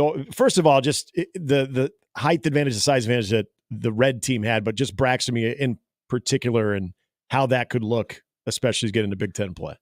Yeah, I mean, there was a clear size advantage for the red team. Like you said, I think Connor Estesian got switched on to Braxton Mia at one point. There was, he was swallowing up rebounds. He had the one dunk. He's good. He's really good at 3 things: rebounding, blocking shots, and catching lobs. We didn't see any lob plays or any rim run plays yesterday, but I'm sure those are in the arsenal for at some point this season. It's definitely different. Nebraska has not had a guy of his size in quite some time, especially one with as much basketball under his belt that Braxton Mia has. But I mean, I don't think there's going to be any crazy offensive nights for him, but his presence, inside, obviously hard to miss. And if he can, swallow up rebounds and be that impactful on the boards, you gotta like what you got with him on the floor. So I agree with you on a couple of things. I think they'll start a taller lineup than they have. Bryce Williams is a dude. He's the best player on this roster. I would like Juwan Gary to love the shadow of the rim and not beyond the arc. My biggest fear, and I think I kind of saw it again yesterday, is your starting 5 might be a little bit different from your finishing 5, but are they going to be good enough across the board defensively, 1 through 5? Because I think there's some guys that love the O but don't like the D. Yeah, that's definitely a question for me as well. And that's back to what you said about starting games and finishing games. That's kind of been a Fred talking point.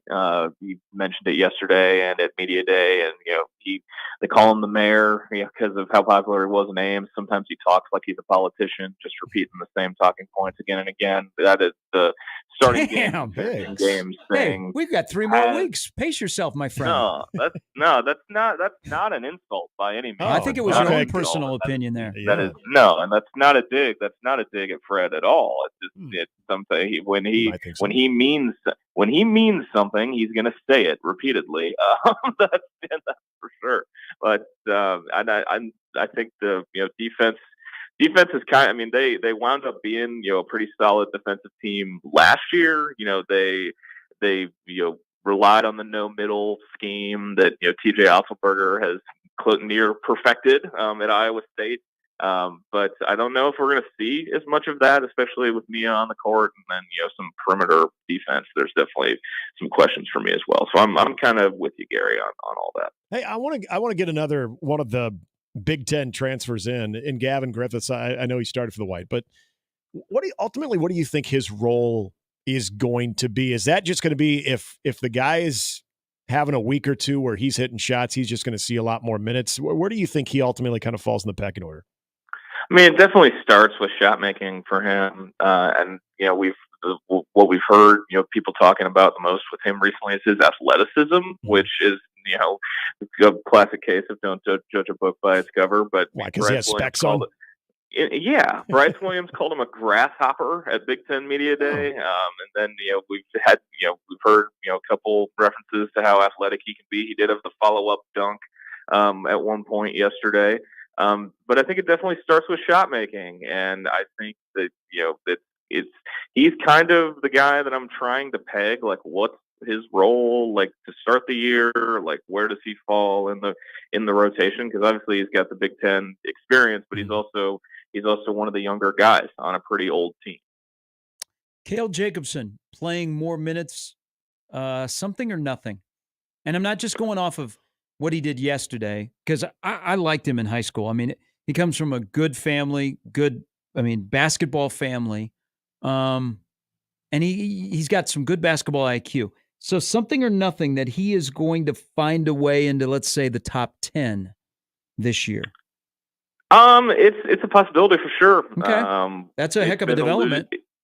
Yeah, I mean, it's been alluded to. I keep just saying what we've heard from Fred, but I mean, he's just said that Cale was a guy away from being in the rotation last year, and he is like you said, comes from a great basketball family, really smart guy. He looks like he's been living in a weight room since he was like 12 years old, but he's a really really smart kid, and he's one of the guys that's been in the program the longest. He knows what the coaching staff has as a standard, and I think he'll get a chance in some of these early non-conference games. I think. Do I think he's going to be in the rotation and the middle of Big Ten play? I don't, but I think he could be serviceable if called upon for sure. I think he should just play because he's the guy where the camera caught him when they announced that Nebraska and Texas A&M were playing in the NCAA tournament. He was the guy that was laughing the most. That's true. That is true. And he's a great kid, and you'd like to see him get a chance to shine out there, and I think he'll get a shot early in the non-con. I think. If there was anything that, I don't know how surprised you can be, especially again with an inter-squad scrimmage, but was there anything that was pleasant? And maybe can I point you in the direction of what the point guard play could look like between Worcester and Euless? Did you like it? Was it not what you hoped? Is that an area that we can say, all right, cool? I think they found a point guard yesterday. No, they found they had already found a point guard. I'm already really high on Raleigh Worcester, and then yesterday it looked exactly how I expected it to. I mean, he's a true point through and through. It took until he hit that three in the late in the second half of the game for that. That was his second field goal attempt. He only took 2 shots yesterday. Was definitely focused on distributing, and he had 9 assists and only 1 I don't think he had a turnover, or he had the 1 turnover, and I don't think Euless had any. So they had a great assist to turnover ratio from their 2 point guards, but I mean I think the Raleigh Worcester's your starting point guard on opening night, and he is until unless something drastic happens.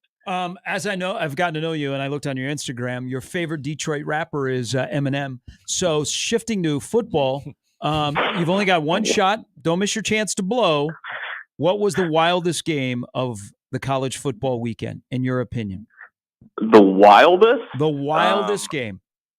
Where your fingers were tweeting the most about because you couldn't believe what your eyeballs were watching. I think the wildest game was Bama, South Carolina, and that game was drunk as all hell, and it was Jeez, early in the morning.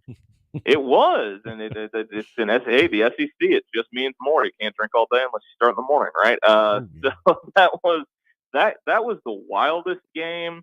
I think Oregon, Ohio State, there was only each team scored 10 points in the second half. So I wouldn't say that was a wild game. It was entertaining, and I will not complain about the result. It was a good game. It was a good day of football, all around. But I think Bama, South Carolina was the wildest game. K-State, Colorado may have been in that conversation as well. But it was a good day of football, from start to finish on Saturday. Can we talk about, because as the day goes on, you forget some things because the late games at 2:30 window were bangers, and then of course the nighttime.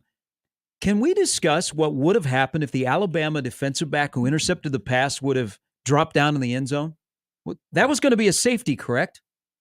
I think so, right? And then it was Mekhi Moore who was throwing the tantrum in the Vanderbilt game, who told him to get up and get out of the end zone. So what a difference a week makes for him. And then just what a 3-week ride on the Kalen DeBoer coaster for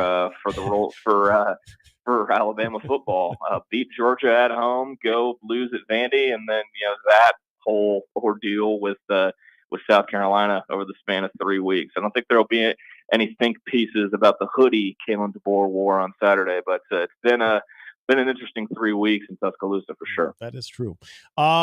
If I were to tell you that Saturday's game with Nebraska and Indiana, this was back in August, if I said, hey, that game out of the bye week, game 7 for Nebraska, will be a battle between ranked teams, you would have thought what?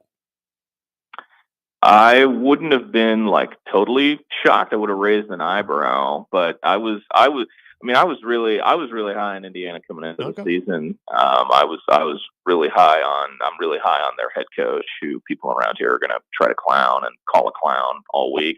But I would have been a little surprised, but not completely dumbfounded by it.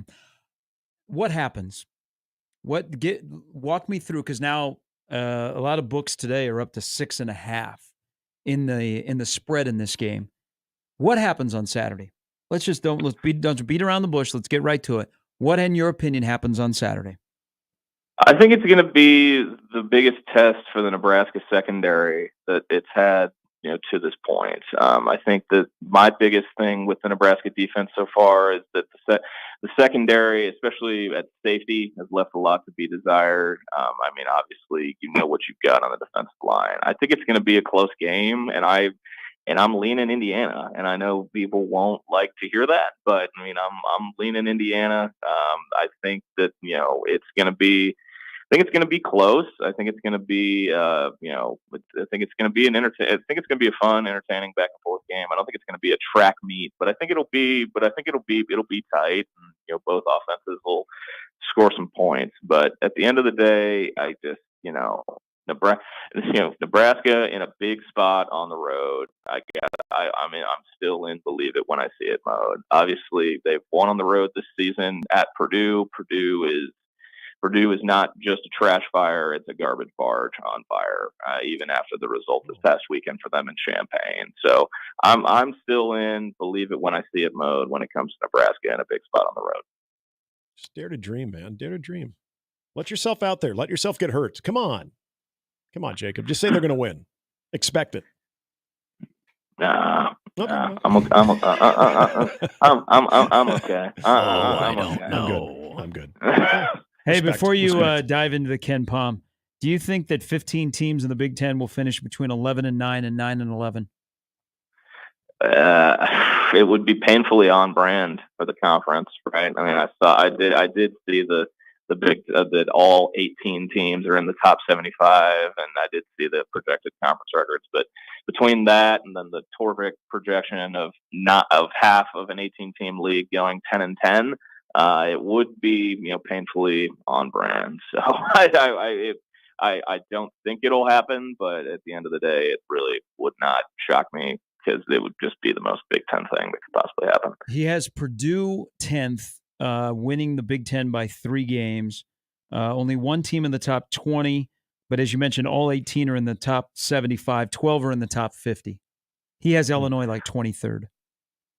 Yeah, and then I think I saw the one stat that I did see was that there are only 3 games in the league with a projected spread of double digits, and they were all Purdue home games.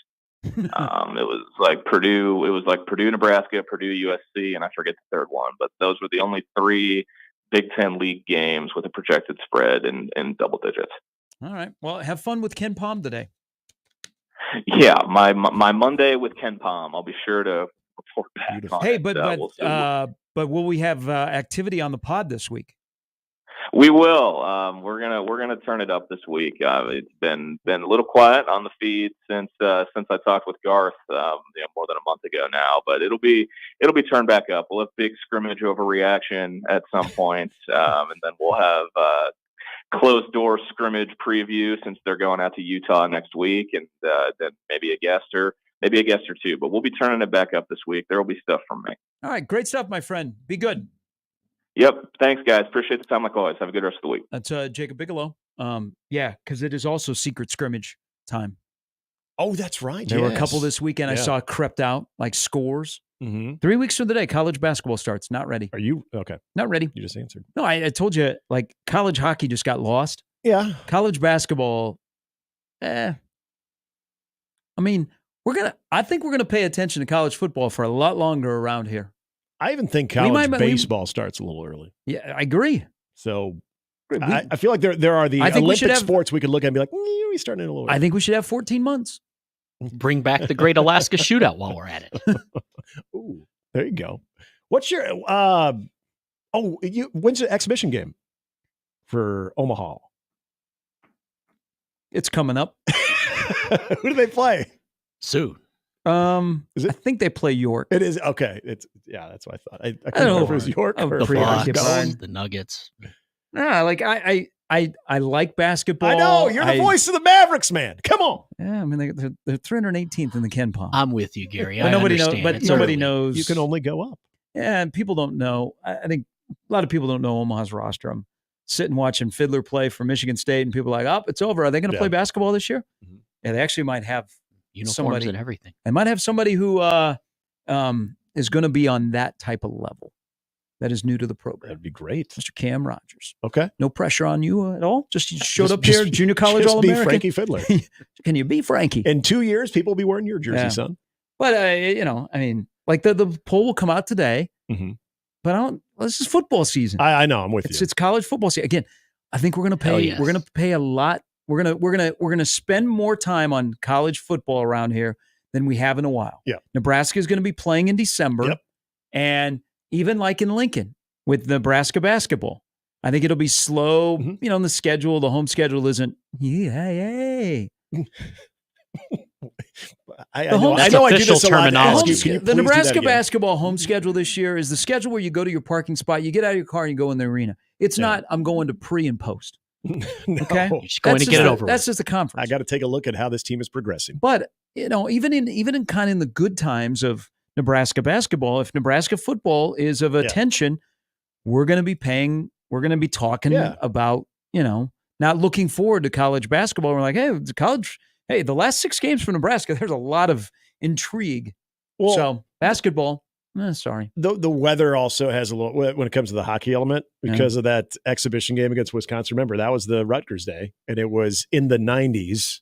You're like, I'm going to a hockey game. It's like you're in Dallas. Yeah. Like in Omaha, I'm going to a hockey game, and it's 95 and windy out. This is something's weird about this. But you followed it because you follow Omaha hockey. I did, obviously, as well. But that was actually out of all of the accomplishments that this program has had in a non-conference setting, that's right up there. It is. And it got, not a lot of momentum other than the diehards. Yeah. Other than the people that knew and couldn't wait and were excited to see what this team will look like. But if that's played even a month from now, like in the middle of November, it probably gets a little bit more run. 100%. But they have a trophy. If you don't believe them, they'll have a trophy. I wonder where they'll display that trophy. You think they'll display that trophy like at the reception desk of Baxter Arena? Just set it on the desk. It should be right there. Over by like between the tickets and then the reception desk, and then could they tour it around go the between city? The elevator. Go have your picture taken with it, like the Spurs did after their first championship. But when you go to the Augustana home opener on Friday, I'm sure it'll be somewhere. Yeah, but that was a great weekend. But I feel bad for them because you want to get a little bit more recognition on something like that. There's a release from Kraton University that just dropped into my inbox. Why do I get nervous every time I hear that? It's just reflex. The first word is blossom. It involves Kraton Athletic Director Marcus Blossom. We'll read it. And a good friend of ours it involves as well. It's a good thing. We'll do that when we come back on Mornings with Sharp and Handley and Jimmy on 1620 The Zone.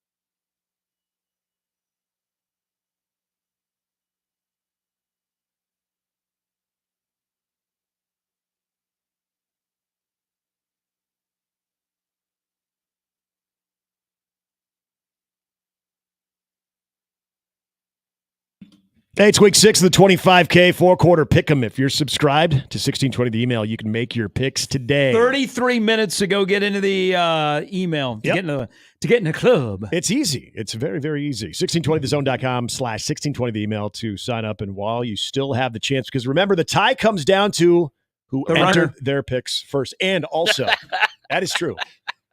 Actually, I think that is. There's no ties in baseball. Yep, tie goes to the You're runner. either in or you're safe or you're out. Tie goes to the runner. I was always led to believe that. I was Yeah. always led, even when I was 8. Tie goes to the runner. I just assumed that was was written somewhere. I did too. And then when I was in the previous life, said that to somebody who was in the game. Oh, I bet they got mad.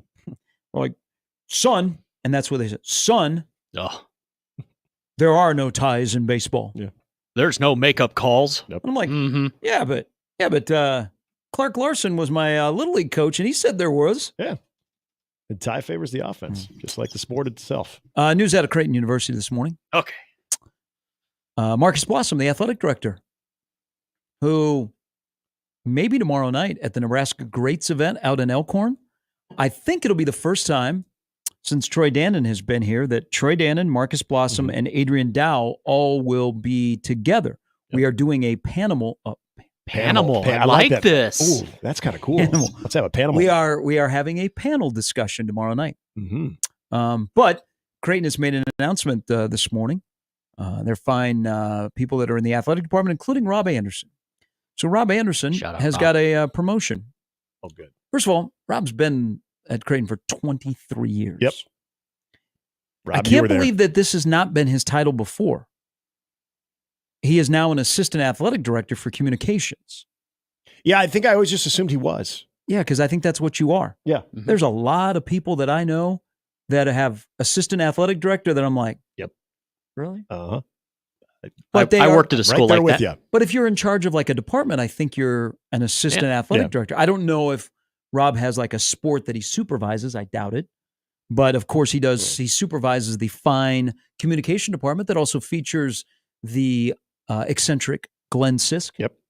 Glenn's been more of a mainstay. That number 2 spot there had been rotating. Rob and Glenn are like they've been doing it for a while now. Abbott and Costello. They've been together for a long time. I was going to say Smoltz and Glavin, but okay. So they are rebranding the CU Sports Information Office to the Athletic Communications. Okay. Ooh.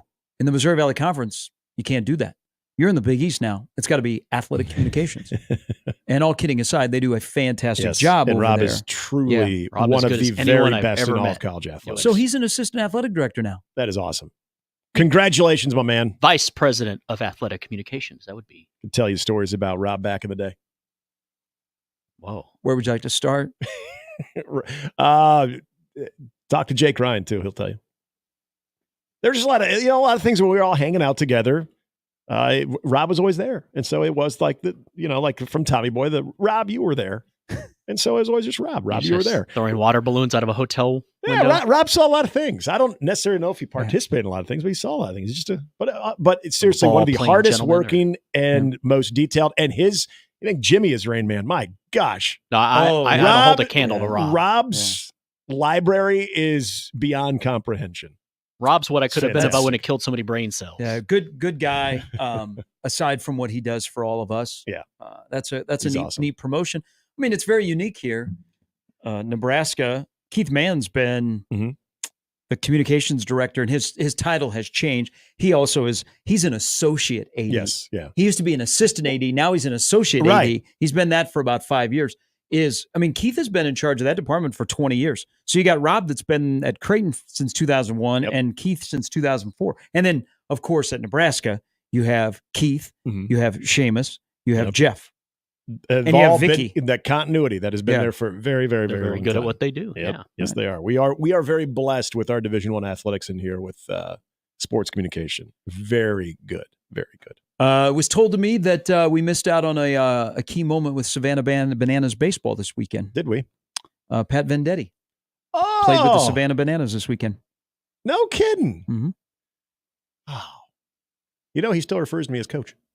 That's cool. That is kind of cool. I coached him when he was in 8th grade, but he had to be moved up to the freshman team. Would have been funnier if he didn't. I still call him, he pitches with, he's an amphibious pitcher. Ambidextrous? Amphibious. Amphibious. I like amphibious. Lizard. I don't know if he has gills or anything, but yet Savannah Bananas 2025 will not be playing a game in the state of Nebraska. That's ridiculous. Be in Kansas City. Pat Vendetti's skill. Kansas City, they're going to Minneapolis. They're back in Des Moines. They will not come to Nebraska for some reason. What do we do? Legalize some things. You get him. Well, especially Pat Venditti. Hometown. Mecca tried to get him. Warner Park tried to get him, and I'm not sure how come it hasn't fit into the schedule. What the hell, man? And if Pat Venditti could actually pitch in that, if you have it back in Nebraska, that'd be amazing. That's pretty cool that they included him. Well, they were in Miami to wrap up their season. His skill set, and Pat's actually, for as polite as he is, he's got a good sense of humor.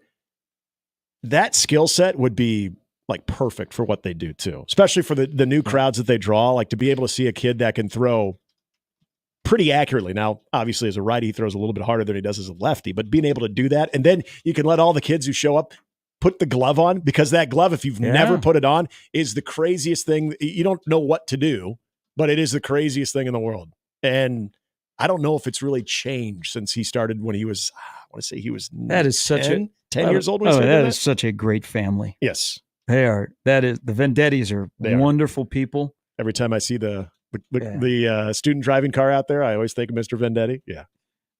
But Pat, what Pat has gone on to do, and after the passing of Chris Gradeville and what they've done for him, and what Pat's done for the youth here in Omaha is fantastic. And I mean, he had a nice career. So I thought that was when I saw this weekend, that was kind of unique.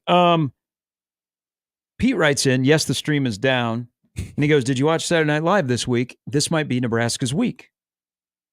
I did not watch Saturday Night Live. I know Stevie Nicks was on there. Ariana Grande, because I saw the promos.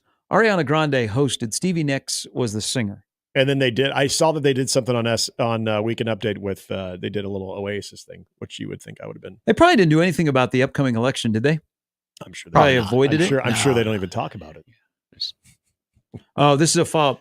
He said Runza got mentioned on Saturday Night Live. Oh, did? All right. Oh. So they did a political sketch with probably Tim Walz, who Jim Gaffigan is playing Tim Walz on Saturday Night Live. Be better if it was a random skit of By just the way, someone we on. got our tickets in January. Seinfeld and Gaffigan. The tickets are bad. Not bad price. I think that's a Jerry Seinfeld thing. Yeah, that's good. Well, and it was, I think I mentioned this to you guys last week. It was way more expensive when it was at the Orpheum, but it's a smaller venue, so the exclusivity of it and everything. Bunny Bone? Imagine what the ticket price would be if Seinfeld was doing Funny Bone. Oh, Jesus. You have to put down probably You'd have to ask him to hook you up. Because it was close. It was damn near $200. But you also got this like private thing as well that a private joke. You got your own joke. Yeah. And then when he said it, then you were the only ones who knew what he was not. Like, what if you go backstage to meet a comedian? What do you expect? And him just start rattling off jokes? Make a joke of you? Come on. Hey, roast me. Hey, laughing boy, make me laugh. I'd like to hear the history of Milwaukee. Just make me a balloon clown. No, I just wanted that's why I was like the Netflix series that he had with the riding in cars with comedians get coffee or whatever. I don't know, probably butchered what that is, but that's what they're doing essentially. And he's just like normal, but he's just so goofy in such a great way. Matt Rule will speak at 11 a.m. this morning ahead of Indiana. Most places now have this line is up to 6.5. Started at 3.5. Went to 4.5. Now it's up to 6.5 in some places, but the total of 51.5 has pretty much remained the same. The 6.5 is what I said to start. So. Earlier, it was it was like in the 3.5, 4.5 range, and then Northwestern did what they did against Maryland, and now Indiana just looks like they're that much better. No, I have no idea why. Run with that. I am. That's a good theory to put out there to people that were already losing their mind about Nebraska's opponents this weekend. I would be like, well, the Northwestern Maryland game actually impacted the line. But I will, on the other side of that, people's opinion change of Wisconsin. Wisconsin no longer is running this 5-wide stuff. They look renewed. Mm-hmm. Now, I mean, they played Alabama USC back to back. Yep. They I don't know, they look better. This is what I would like to see. I don't know if you get it on Saturday. Wisconsin might be closest to the finished product that I saw against Rutgers. Now, Rutgers made some mistakes and Wisconsin pounced on them. But then look at Iowa. Iowa against Washington looked about as close to a finished product in my mind what I think Iowa could be. Mm-hmm. Nebraska is not hit that yet. Will they do that out of the bye week? And if they do that, what does that mean for getting bowl eligibility on the road? It means 6-1. And then sitting there and kicking yourself going, you know what? If Nebraska were to beat Illinois, whether in regulation or in overtime, and you win at Indiana, Nebraska is probably where Iowa State is right now. and Iowa State just got into the top 10. Mm-hmm. Well, you can't have everything. Goes back to Ames. All right, when we come back, I got to share a story from Saturday with one of our listeners who, even with the stream being down, I know he's listening because I had a chance to save a listener on Saturday, and I couldn't do it. It was out of my hands. Uh-oh. Could have saved him, but it was out of my hands. I felt bad for him, and I'm going to explain when we come back on 1620 The Zone.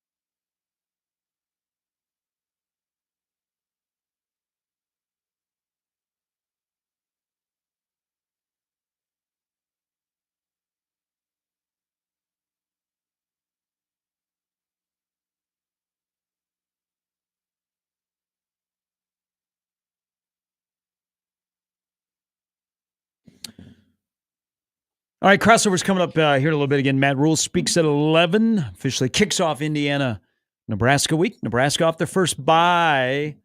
Indiana 6-0. Nebraska's 5-1. The next four opponents all will be coming off a bye. So Saturday was a great day for college football. We didn't have to pay attention to one particular team. We could watch the whole sport. Let's enjoy it all. Went to Bagel Bin. Nice. Okay. Was dressed in a shorts. This was Saturday morning? Yep. Love shorts, Bagel Bin. Shorts, tennis shoes, hoodie, ball cap.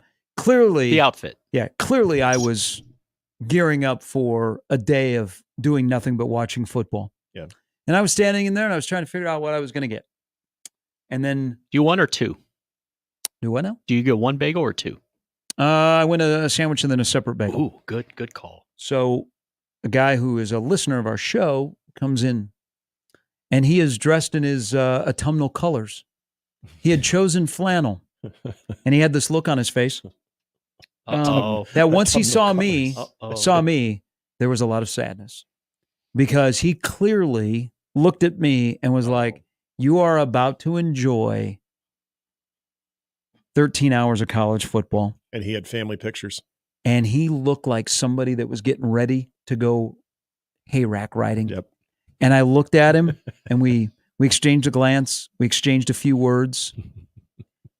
And his eyes told me that he wanted me to save him from a day that he was going to spend probably $100 to go and pick apples, ride on a hayrack ride, get a picture for the gram. Yeah, probably has some pictures. That one goofy thing where you can stick your face in the hole. Oh, yeah. He was going to have to do that with his family. I called that college. He was going to probably sit in traffic driving 40 minutes away to a place that he doesn't want to be. And he's going to go, "Why am I here?" And his significant other's probably going to say the same thing. I felt that from him. He looked and he was like, "Save me. Save me. Please invite me to your house take to me there. watch college football." Because can I come with you? I'm dressed like it's flannel season, and I want it to be football season. And so as I paid and walked out, I said, "Have a great day." You just give him a Godspeed, sir. Enjoy your Saturday. I know he's probably listening. I'm sorry I couldn't save you. I hope that you had a nice quick day. You were in and out. Yeah. You got some apples that you don't need. Oh gosh. You are not going to eat. Right. And they're going to expire. I know. What is with that? Is so true. Like, we've done that before. And at one point my wife said, "Why did we even get those? We're not going to eat these." There is the power of the apple orchard that this time of the year, it tastes better. You go there No, and you it go tastes there worse. and you don't even know why you're there. Yeah. And that's what happened this weekend. It's not necessarily fun. I've never been to an apple orchard. I've Like, been to the grocery store, Picking the an fruit section. apple from its actual apple tree is not even that fun. Something about feeling it like click off the tree. I don't know what it is. I can't explain it. It's not fun. You do it. You don't eat the apples because they're not that good. Yeah, you don't want them. No. And you pay for this and you don't eat it? Yeah, no. You can. You get the if you apples want. because that's what you're supposed to do. That's what you you don't do. want them. You don't need them, and you're not going to eat them. Right. You might eat one just to say you did. Maybe your kid will eat it.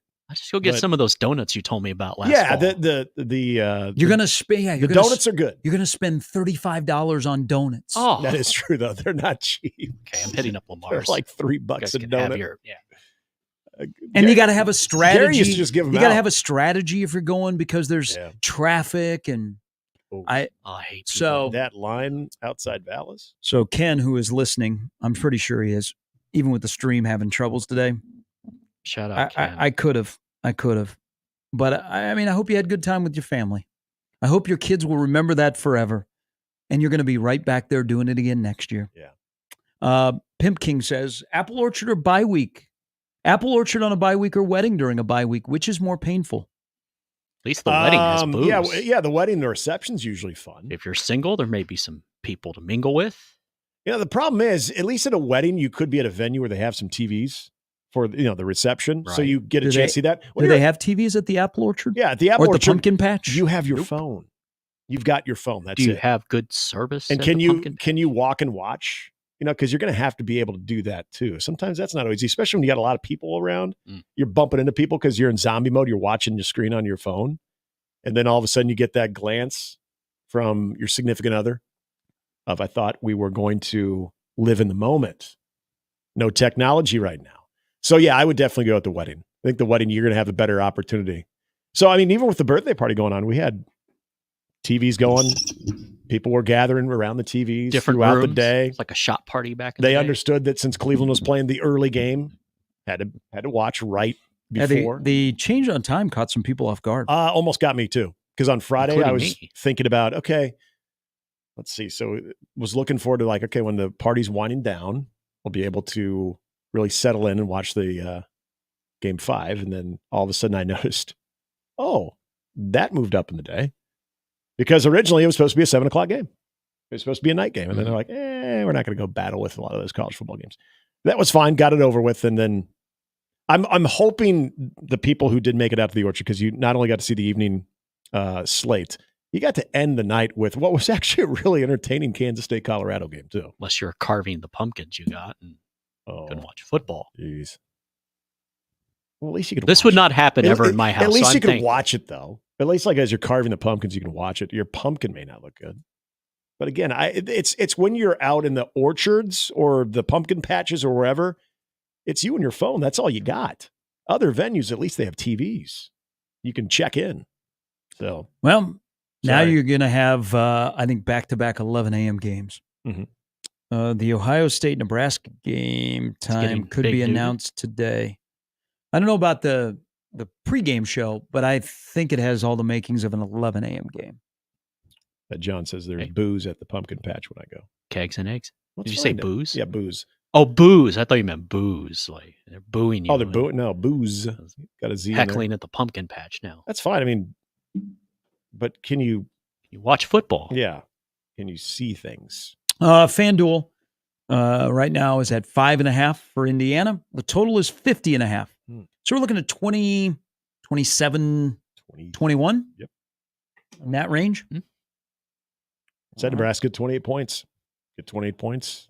Defense can hold. I think you need to score more than 28 this weekend. Probably. I think you need to score 31 to win this game. Oh, you're putting a field goal in there? Got to learn to make them sometime. Damn it, Gary. Well, you can't go the rest of the second half of the season without attempting a field goal. Why are they going for two all the time? Hey, this is a game where got to be able to make it. We saw enough games this weekend, man. When you have a chance to put points on the board, you got to get some points. I don't care if they're 7 or 3. You'd always like to have 7, as John Helwell, my 7th grade teacher, told me, and he was a good math teacher, owned a Harley. Nice. Had a beard kind of like you, but he had a full head of hair. Why did I go there? Jeez. Just because you reminded me of him. Okay. But he's a little bit taller. He's like 6'2", 6'3". He had a temper. You're not short, he had a temper, though. He punched a guy. He punched a student. But in Catholic school, you get away with it. Whoa, he punched a student? Yeah, he punched a student. In Especially Catholic, back then. in Catholic What is he, Kirby Smart? In Catholic school, they're like, they deserve it. Yeah. Like in public schools, you just sue them. Yes. Like Catholic schools, it gets under the rug. Mhm. It's like, hey, Father Johnson, John Howell, push that stuff under the rug. Well, He's forgiven. You just go to confession. Yeah. It's all forgiven. But he always told me that 7 was greater than 3. I've heard that too. Yeah. You gotta. People do forget. I mean, are you thinking that Nebraska will not attempt a field goal the rest of the year? They will. Just makes me. Do you think makes me Nebraska will nervous. just go for 2 every time? You go Mark Helfrich on them? Small town. No, high school PATs are football. fine. They're fine in PATs. It's field goals. Be some windy games. Watching that little snapping Well, against Rutgers. Yeah, at least they got recovered okay.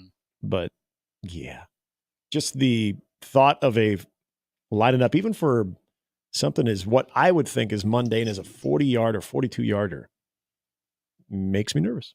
Extremely nervous. We started the show. I said, what do you think the tone will be like? I think around here, you will talk yourself in and out of how good Indiana is. Yeah, by it's, the day. It's going to be a little bit more than what we saw with Rutgers. Because remember, the Rutgers one, that was the same thing. Oh, man, they're really physical. They don't make mistakes. That's not great. We got to see Nebraska prove that they can win those types of games. Then they win. Like, Rutgers ain't very good. Rutgers ain't very good. So the same thing's going to happen with Indiana. We're going to point out all the things that what the stats tell us, what you watched in games against Northwestern and Maryland, and be like, ooh, struggle right there. I don't know. It's going to be challenging. And then if Nebraska wins the game, I'm not saying we do this. I'm just saying there's a section of people that are just, they want to be the thief of joy and say, Indiana ain't that good though. Congratulations, you beat Indiana. Well, It's still a win. Somebody's getting exposed this weekend. Mhm. Who will it be? We got plenty more to talk about next 4 days. Crossovers coming up next. Big thanks to all of our guests for stopping by. Ben Oddie, the BA Coaches Show. Find his content. Hell of a lot this week. Evan Bland, watch him today when he stands in front of a camera with Tom Chattel and they break down every single thing that Matt Rule said. The most important might be the return of Tommy Hill. And to Biggs, Jacob Bigelow. Go to his Instagram page. You can see all of that stuff, his good stuff up there from his weekend of just being Jacob. And don't forget to subscribe to his pod. I'm sure he'll have some good stuff there. Also, subscribe to all of our stuff. And don't forget, you have 8 minutes to get in in the VIP club so that you get access to the 1620 The Zone Pick'em. Go there now to 1620thezone.com. Can't guarantee you'll be able to listen to any of our shows the rest of the day. I'm dead last. But bam, you'll be able to get some stuff there. We'll work on the stream. We'll have the crossover coming up next. We'll talk to you tomorrow at 6 with another edition of Mornings with Sharp and Handley and Jimmy on 1620 The Zone.